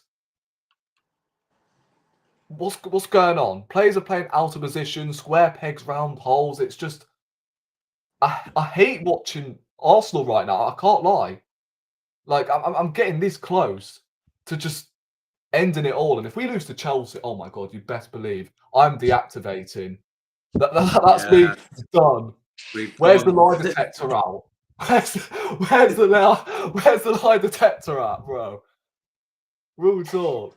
Yes. That's uncomfortable. Oh my days. Nah, listen. Hopefully, as we said, it's just it's a blip that we're going through. I think we had it last season. Then that Christmas period, wasn't it? Like the Liverpools, the Christmas, New Year, Yeah, but West the thing is, Ham, right? Fulham. So, yeah, the thing is, right? Every time Arsenal pick up a bad result, we always turn it into like a bad run of form. It's Yeah. never, oh, one defeat, we dust ourselves off, we bounce back the following week. We've I never don't had think it's that. never, but because we do it. But I also think it's actually genuinely, and we've forgotten this in the last few years. And I mentioned it earlier, right? Manchester City are exceptional. What they have done, whether they cheated or not, and my view is that they did financially cheat, which is how they got the squad they have. But by the by, was exceptional. Liverpool going toe to toe with them for 2-3 years under Klopp, exceptional. But they were record-breaking seasons, right? That is not normal. A blip, if not two blips, even the best Alex Ferguson sides won the league with a couple of blips in the season, is actually far more normal. This is more normal than the last few years have been. That doesn't make it great. It doesn't make it fun, and it has to change. It has to change fast, but it is more normal, and I think it's really important to remember that. Manchester City had a blip last year. Their blip lasted one game less than our blip, and ultimately that's what ended. That was the difference in the end. Their blip was 3 games, ours was 4, and we were one result away from them. Right in the end, Yeah, and it's mad. that's where you have a point that these blips have to end quicker. They have to turn around quicker. Um, than they are. But the blips are normal. I think this is a blip, and we will probably see another blip at this season. City, for me, are entering a blip now. I really do. I think when the results gets tougher, they will drop some points too. We'll see where we end up. But the blips are normal. They really are normal. Yeah, I mean, you know what's mad? If we would have just, I'd say, picked up 1 point, not 1 point, but we won one of them games, Fulham and West Ham, we win the title. So these games decisive moments, not in 90 minutes, obviously, but the actual like title itself. So that's why I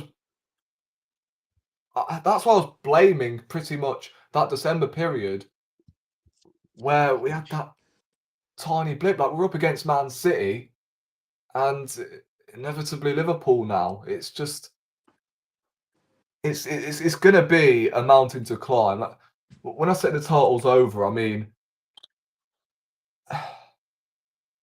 I'd say there is a huge mountain to climb, and if we drop any more points, it's definitely out of reach. Like real talk.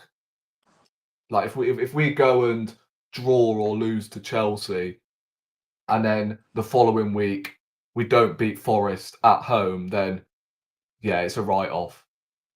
I think if you lose the next We're going to two, be seventh. you're We're going right. to be status 7th in a conference If you league lose the position. next two, it's over. Yes. Do you think it's over, Josh? Do you reckon it's over right now? It feels like. It feels like it, but I don't think it is. But Josh, what do you reckon?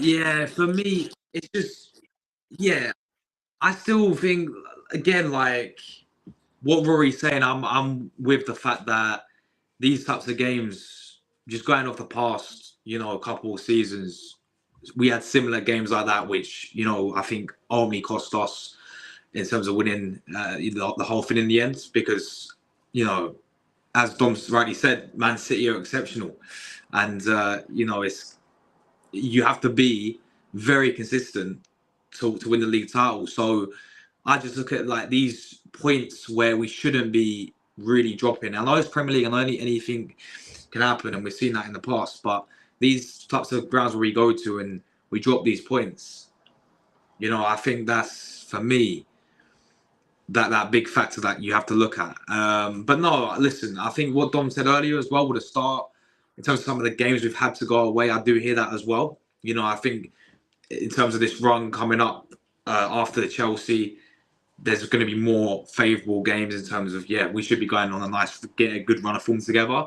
But at the same time, we have to look at it this way. Man City, and they're not as strong as, they're missing a few players here and there.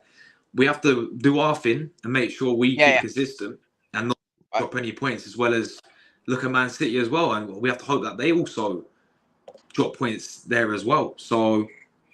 I agree. I think we have to turn the blip round quickly. You're right. It has to be about what we do.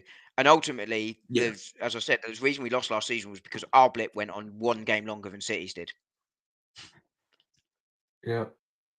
Oh, and they've lost Josh again. But I think you're right, Josh. I think if we took this if we took this squad that we have now 2 seasons ago, he definitely still is hypnotised. Yeah.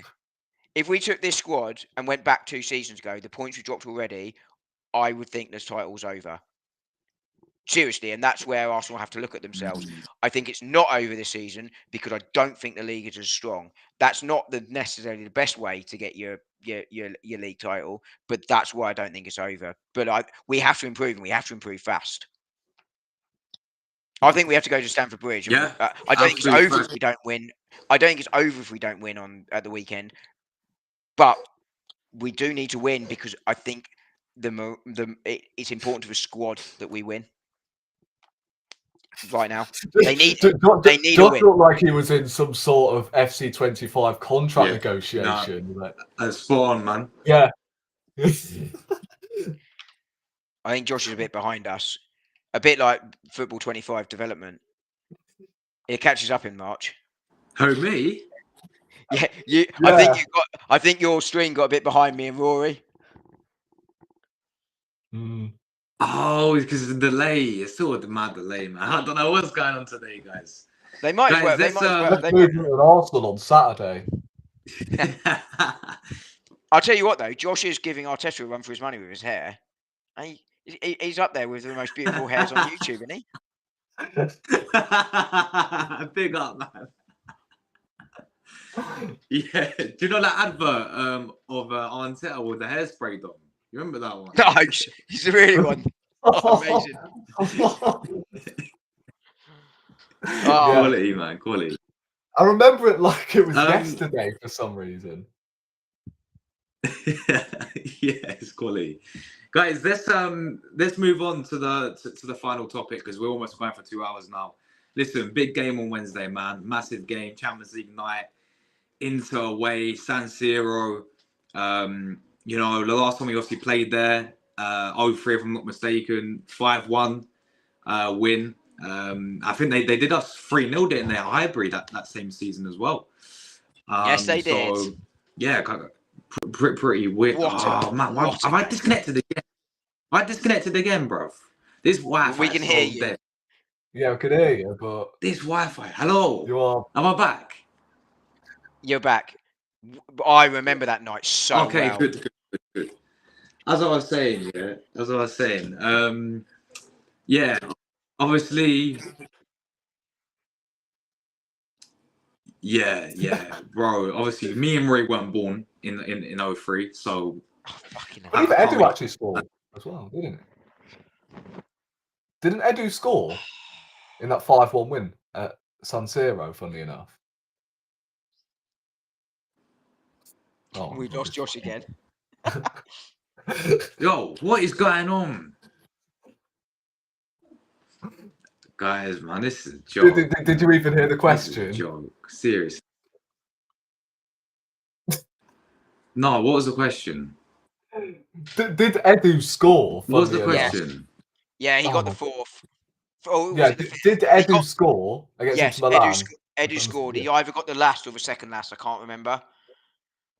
Thierry got 2, Limber got 1, Perez got 1, and Edu got 1, but not necessarily in that order.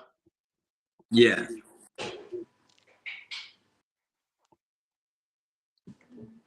Yeah. We got 3 goals. Listen. We got 3 goals in the last 5 minutes, which is what. I can't remember which order they came in. 5-1 settings though, guys, man. Wait, what a win that must have been. I'll tell you what, we'll take that, won't we? I'll take 1-0 to be honest, but yeah, 100%. I'll take a 1-0. But San Siro, absolutely. Yeah, With 100%. Newcastle Mate, getting a result away from home at the San Siro last season in the Champions League, we can definitely do the same. against But it depends if it depends if we're set out correctly and we don't bloody defend. We don't play three defensive midfielders with Partey as a right back, and then we invert all of them with Havertz coming short as well. Like, bro, inverted right backs, inverted left back. He's back on the Newcastle doom loop, a bit like us building an attack, isn't he? Bro, inverted title charge. You know what I mean? Yeah, facts. But yeah, I mean, look, this for me is gonna be one of the toughest games I think this whole season, really, because Yeah. number one, San Siro, the hostile atmosphere, I think will play a big effect. They're the Italian champions last season, and they absolutely dominated the Serie A last season as well. And even this season, they've had a shaky start, man, but they're still amongst it. They're still there. Similar to us in many ways, right? Yeah, facts. Yeah, very similar. And I say this all the time, but my thing, which I fear coming into these Champions League away, is like going away to these European away games. Is like we have a poor record going away to these. Even this season, we saw it with Atalanta. That 0-0. Rate a penalty. They could have done us. That 1-0 this season. That's got a 0-0 draw written all over it. Yeah, for real.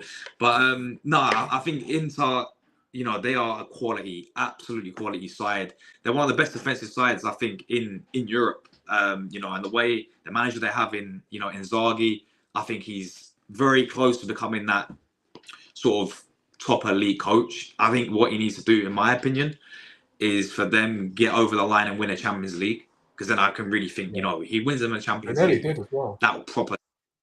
Yeah, he got them to the final, didn't he? And they fell short against City. But I mean, he is a top coach. He has his own way of playing. He plays that back three system with the wing backs, which, I mean, we'll talk about lineups in a minute. But you got DiMarco on that left hand side for them. If Partey's at right back, I think even against teams like Shakhtar, he's going to get caught out in position. It's not really necessarily down to him. I think it's the way how Ante wants to play, but. We have to be so wary of DiMarco, and even on the other side, I think they play Dumfries, like on both of the wings, because that is where they can definitely haunt us as well. It's down, our fullbacks they'll have to be on it. I wonder if that and obviously, quality that Inter have, right? Yeah, I was just going to say, Josh, I wonder if that it was part of the thinking from Ben White not starting on Saturday was to have White fit to go against DiMarco. I don't know. I'm speculating. Yes, no. Yeah, no. Maybe yeah, exactly that. Like, I really like. We didn't need Ben White there. Because I agree, Thomas Partey's going to get. No, 100%. That's no we have offense to have to Thomas Ben White Partey there for sure, because but Partey's been good these last couple of games. No, he has. Yeah, he has. But I just still think a few times that he gets caught out of position, and that's gonna really play a big effect with DiMarco, because DiMarco is.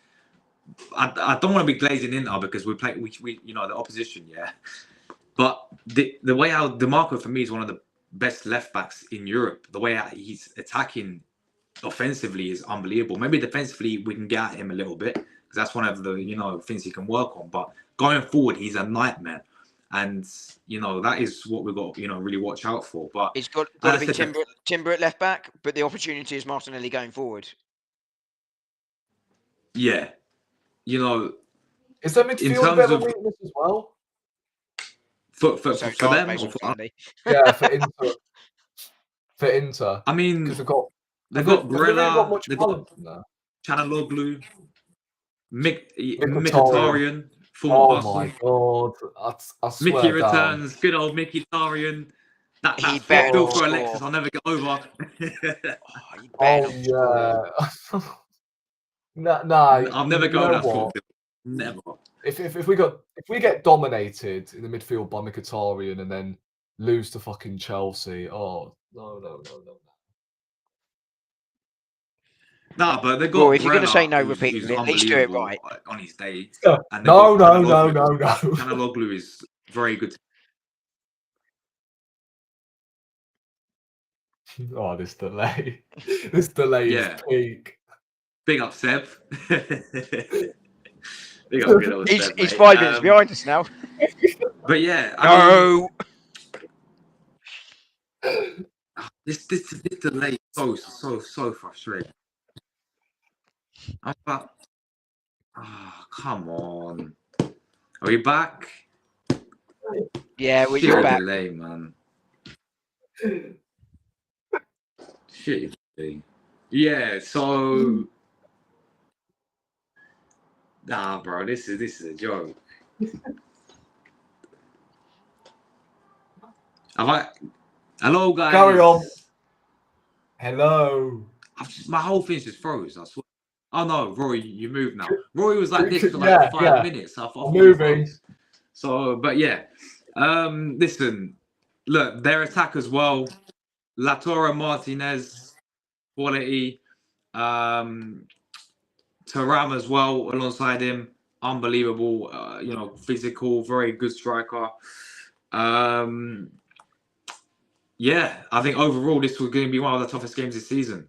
And I hate to be negative, but with how good the defense is, with how poor we've been in the midfield, in terms of like creating chances, I don't see a win. I see a draw personally. I think maybe 1-1 personally. I think right the now lineup I'd he's almost going to take keep, it. as we said. Yeah. I mean, a draw wouldn't be too bad, actually. Yeah. But, obviously, a win would be monumental because that means like Inter Milan away from home. You've gathered that momentum going into a huge game against Chelsea. Like Preston in the League Cup isn't really momentum because you're playing the B team, aren't you? Whereas Yeah. Inter Milan, you're playing the first team, and the amount of momentum you gather from beating Inter Milan. Look, don't get me wrong. I think they're decent defensively, but when it comes to attacking wise, I don't really rate Thuram. Like, I don't really see much in him.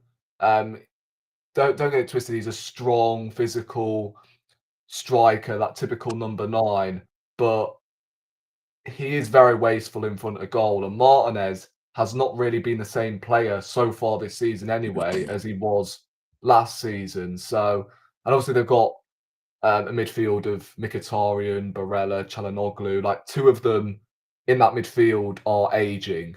I think Çalhanoğlu's getting on. Mkhitaryan is still starting for them, which baffles me. I thought he would have left years ago, I but thought he's he'd still retired. playing. Yeah, they've still I got fucking did really Darmian as well. Is it just me, or does Josh look a little bit like Darmian as well? No, what are we doing here now, bro?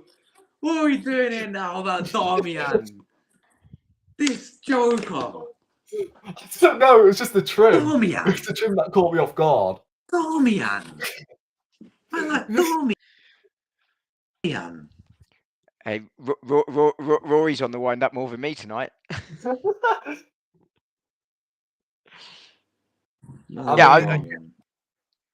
I think a win here could be monumental for Arsenal. We talk about needing to change things around quickly.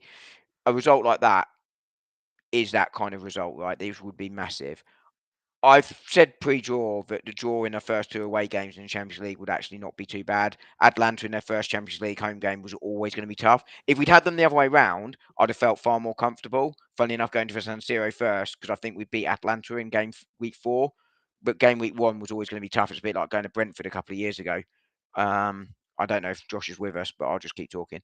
But yeah, it's going to be really, really difficult. Get that Man United player off our screens, man.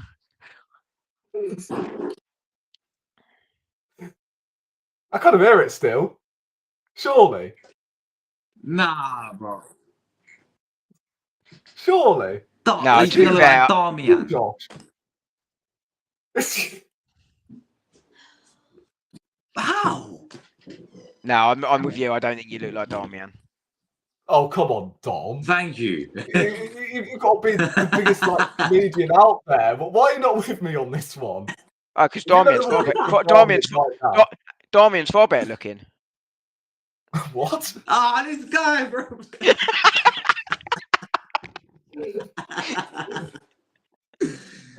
This Joshua. Fair play, man. Fair play.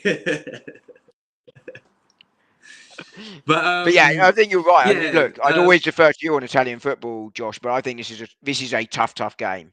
But it's one of these two games, if not both. Arsenal need to start. They need to turn things round. If we got 4 points, let's say from these two, and say it was a really good performance and we drew it in, we need a performance more than the result, probably, actually. Obviously, both would be ideal, but a performance is what we need. We desperately need a performance. in terms of the lineup, guys, what would you guys do? Because I did one today, and I said I think he's going to go with Trossard in the midfield again. Yeah. Same back four, same attack really. But Wanyeri, I mean, I don't see it. But would you guys throw him in a big game like Yeah. this?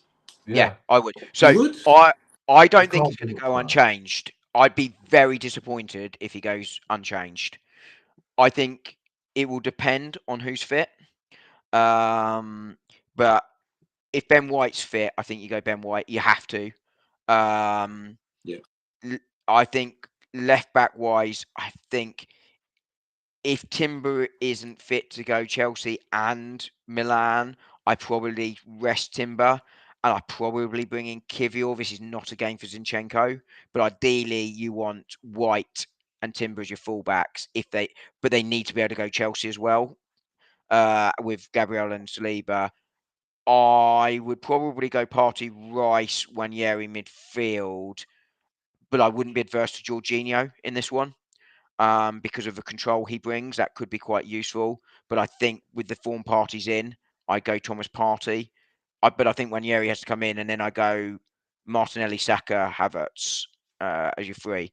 So I think my change will be White for Moreno, essentially, and Wanyeri for Trossard. But obviously, it's White for Partey with Partey for Moreno is essentially what you sort of do lineup-wise. I think two changes, Wanyeri in and Ben White in. Yeah, I couldn't see it being the same really. I think I'll make two changes, but I can see Arteta making the only one change, and that is Ben White coming back in as the right back and Timber as the left back, which again would have been my choice, but we've got to play Waneri. Like just Even Sterling. Like we've seen the likes of Zaya Emery, Yamal, Mainu making Champions League debuts. Why not? I agree with you. Like Even if you don't want to go Wanyeri, go Sterling then. It can't be that's Trossard. not a He bad needs to shout, come out. actually. I can hear it because it doesn't involve him taking on players down the flanks. And you know what? Against Preston, he was playing more. I'd say centrally because he was picking up the ball in them pockets. And I thought it was much better in the second half when he moved over to the left-hand side. Yeah, I agree. So, and you know what? Crucially, if it's Sterling, Havertz is your centre forward. There's no question about right now. There's a question about which one of Trossard or Havertz is centre forward. Well, Sterling can play through the middle though, so yeah, but I think in that scenario, Sterling knows he's the deeper of the two. But yeah, they're the change I make. What would you do, Josh? Because I think Rory's with me. It's going to be one, but we'd like to see two. Nah, I would do. I mean, that's a great shout with Sterling for sure. I would do Wanyeri personally, though. I would It's too. down to Just me, to be clear. but I don't. I mean, Ante didn't even play this. Didn't even start the game against Southampton or Leicester. So, what I don't see him starting in the big game like Inter Milan away in a Champions League game. I don't see it. You know, maybe off the bench. I don't know. So I think he's going to stick with the Trossard. I do too. Keeping Trossard there. I agree with you guys. I don't think he should be playing as much as I think we all rate him as a player. I think he's quality, but the recent form has been very, very poor. So I think he needs to be dropped. But I don't think Arteta will drop him. I think he'll go with the same. And which is, for me, Ben White right back has to come in, as we've all said. As much as Partey, I want Partey back in the midfield for sure. As much as he's been doing decent at right back, to be fair, I think he's putting a good shift. Just that threat that they're going to have, I think he'll get caught out. Personally, I think Ben White could do a decent job on DeMarco. Personally, so other than that, same front three: Havertz, Saka, Martinelli. And yeah, man, I'm going 1-1, guys. What's your predictions, score prediction wise? 1-1 too. I'm going to Yeah, go 2-1 Arsenal, actually. I'm going to remain optimistic for once. we switched Ooh. roles, Rory. I'm normally Mr. Optimism. But yeah, but by the way, who would you go in midfield against? Obviously, Wineri. Do you go Rice and then Partey, or do you go Moreno? I'll go Wanyeri, Rice, and Partey. Yeah, Yeah, those that's three. what I'll go for. But I go with that as well, but I wouldn't be adverse to Jorginho coming in for a Partey for the control. But I would go the same because as he's you. familiar with Italy as well. That's not bad. He's a Champions League player more than a Premier League player these days. Yeah. But I would go the same as you three. Wanyeri, Rice, Partey would be my three because I think Partey's in great form. But it's a bit like with Ben White, you're in Timber, isn't it? If you can't go Partey in the 3 games, we're talking about Jorginho coming in potentially for Partey. I think if Partey can go all 3 games, Newcastle, Inter, Chelsea, then I go with him. If he can't, then I go Jorginho for Partey. And because I'd rather have Partey against Chelsea than Jorginho against Chelsea. Jorginho, that's a good shout. It's a bit like with left back. If Timber can't go Newcastle, Inter, and Chelsea, then for me it's Kivior that plays because I think you just need that defender against DeMarco rather than the attacking defender against him. But yeah, the lineup's going to depend on fitness as well. But I just don't want to see Trossard, much as I like him. He deserves to be out, and I think it sends a message to the rest of the squad. If you're not performing, we've got the squad to replace you now. But I think we will see Trossard. Facts. We will see Trossard. I'm sure of it. Arteta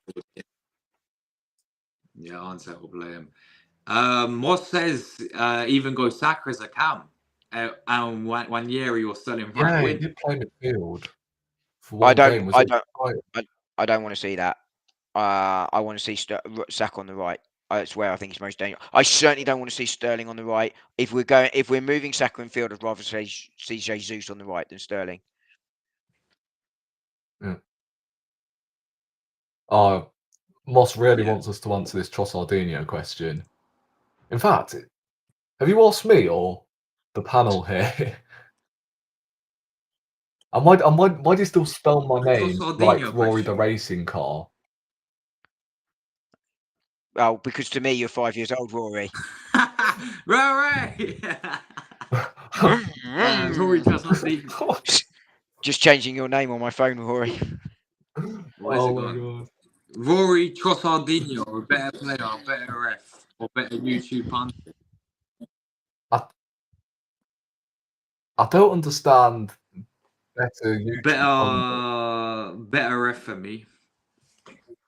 Trossardinho, we need Trossardinho in the Premier League. I don't know what you mean by better YouTube pundit. Is that what you mean? YouTube pundit? Because you've missed the Y and the U. Yeah. The Y and the O, sorry.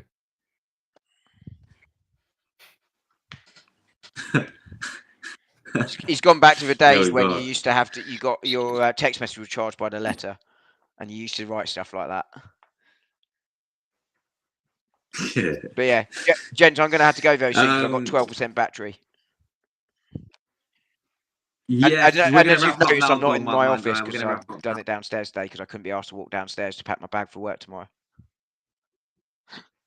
It's genuinely the reason I've done it downstairs. There we go, man. Listen, guys, Dom, bro, I'll start with you, man. What's happening with the work should be calming down now, so I will look into it. I've gone up with a name, so we're getting there. Survive Pedro Neto. There we go. Pedro Neto get out. But yes, I think I shall probably look to try and get it sorted during the international break. I think is where we're gonna look to go. Nice. So yeah, Dom, I can't figure out whether you mean Josh out or Pedro Neto out.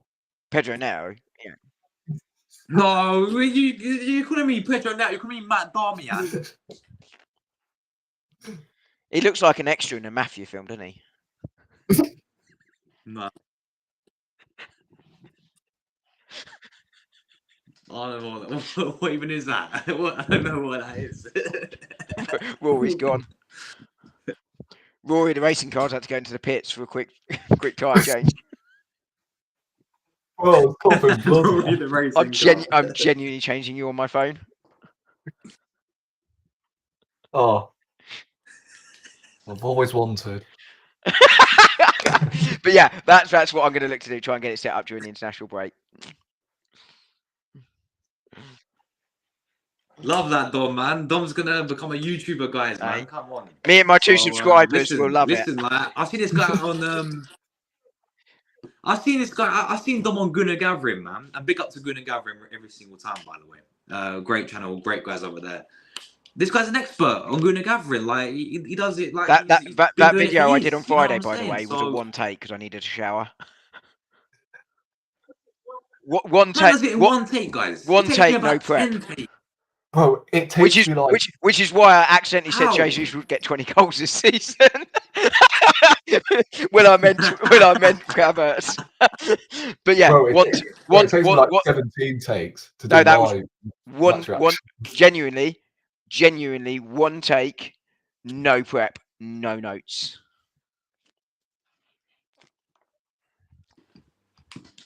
That's why it was shit.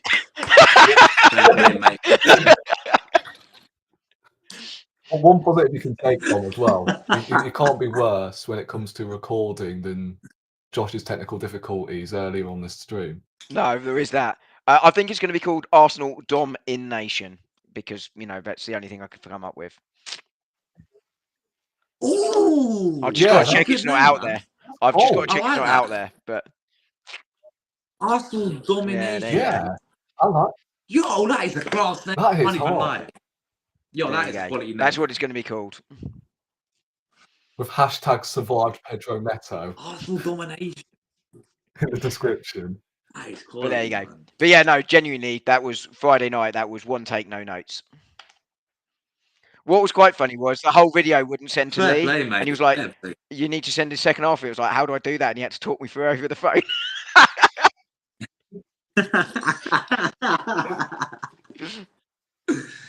Oh, quality. Nah, Dom, bro, mate. As I said, bro, like your videos that you do in somehow one take with no preparation, bro. You speak like an expert, man. Well, so, I'll take the compliment. I'll take the compliment. Real talk, man. Real talk. You always smash it, man. Arsenal domination, guys. Stay tuned for that one, people. I can actually put your at in the title then if you get a channel, so people can go over and just. Is that how I go from one subscriber, which is me, to 3?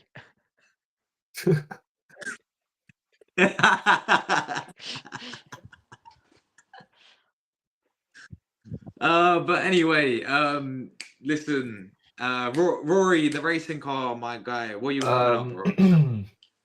Obviously, more match reactions are on the horizon because we play 2 games this week, so there should be an Inter Milan match reaction after the game. So keep your eyes peeled for that. And Chelsea at the weekend, although I don't know, I might have deactivated already if Chelsea beat us because my mate's coming round. So yeah, and he's a Chelsea fan, so that's pretty much it. Peak. Yeah, guys. As for me, obviously we're back tomorrow. I've got Inter fan coming on. Inter Worldwide will join me. That should be a good one. And then probably press conference reaction, and then we'll be match day on Wednesday, guys. So plenty of content still coming. Thanks everyone who tuned in. We've done over 2 hours today. Well, have you kept dropping Dom, off? Rory, I appreciate your time. Yeah, I'm sorry about technical difficulties, people. Also, one last thing. Sorry, Josh. Sorry. Also, one last thing. I might have got my streaming back tomorrow, so there could be a watch. There could be a Really? watch along on Wednesday. Yeah. You got your streaming back. Nice, man. Well, I haven't got it back. Yeah, I haven't got it That's back good today, news, man. but there is a high possibility that I could have my streaming software back this week. Definitely. So There we might go. be. You should do a podcast, Rory. Do a podcast. Yeah, that's not a bad shout actually. When though? Was it the RD The podcast? RD podcast. Two what do you No, call it? it's Josh. It's the RTR podcast. Sorry, RTRC. I got called R2D2 once because of my channel. So the R2D2 podcast. But yeah, no, that's good, man. That's good that like you're streaming back, bro. Yeah. You know, you can do a lot more content when it's live as well, man. I find that easier because unlike Dom, who's an expert, he does it in one take. It takes me about 18 to actually get my words out if I ever do a pre-recorded video. So there we go. It takes me 35. So yeah, exactly. You know, we're live streaming. You got to go straight at it. But even with me, I have technical difficulties every single stream. It seems like people. But anyway, apologies for that today, guys. Hopefully, I do get internet on Friday, so we ain't having this problem anymore. But thanks for everyone who tuned in. Appreciate you guys' time. And we're out of it, guys. As always, come on, you Gunners.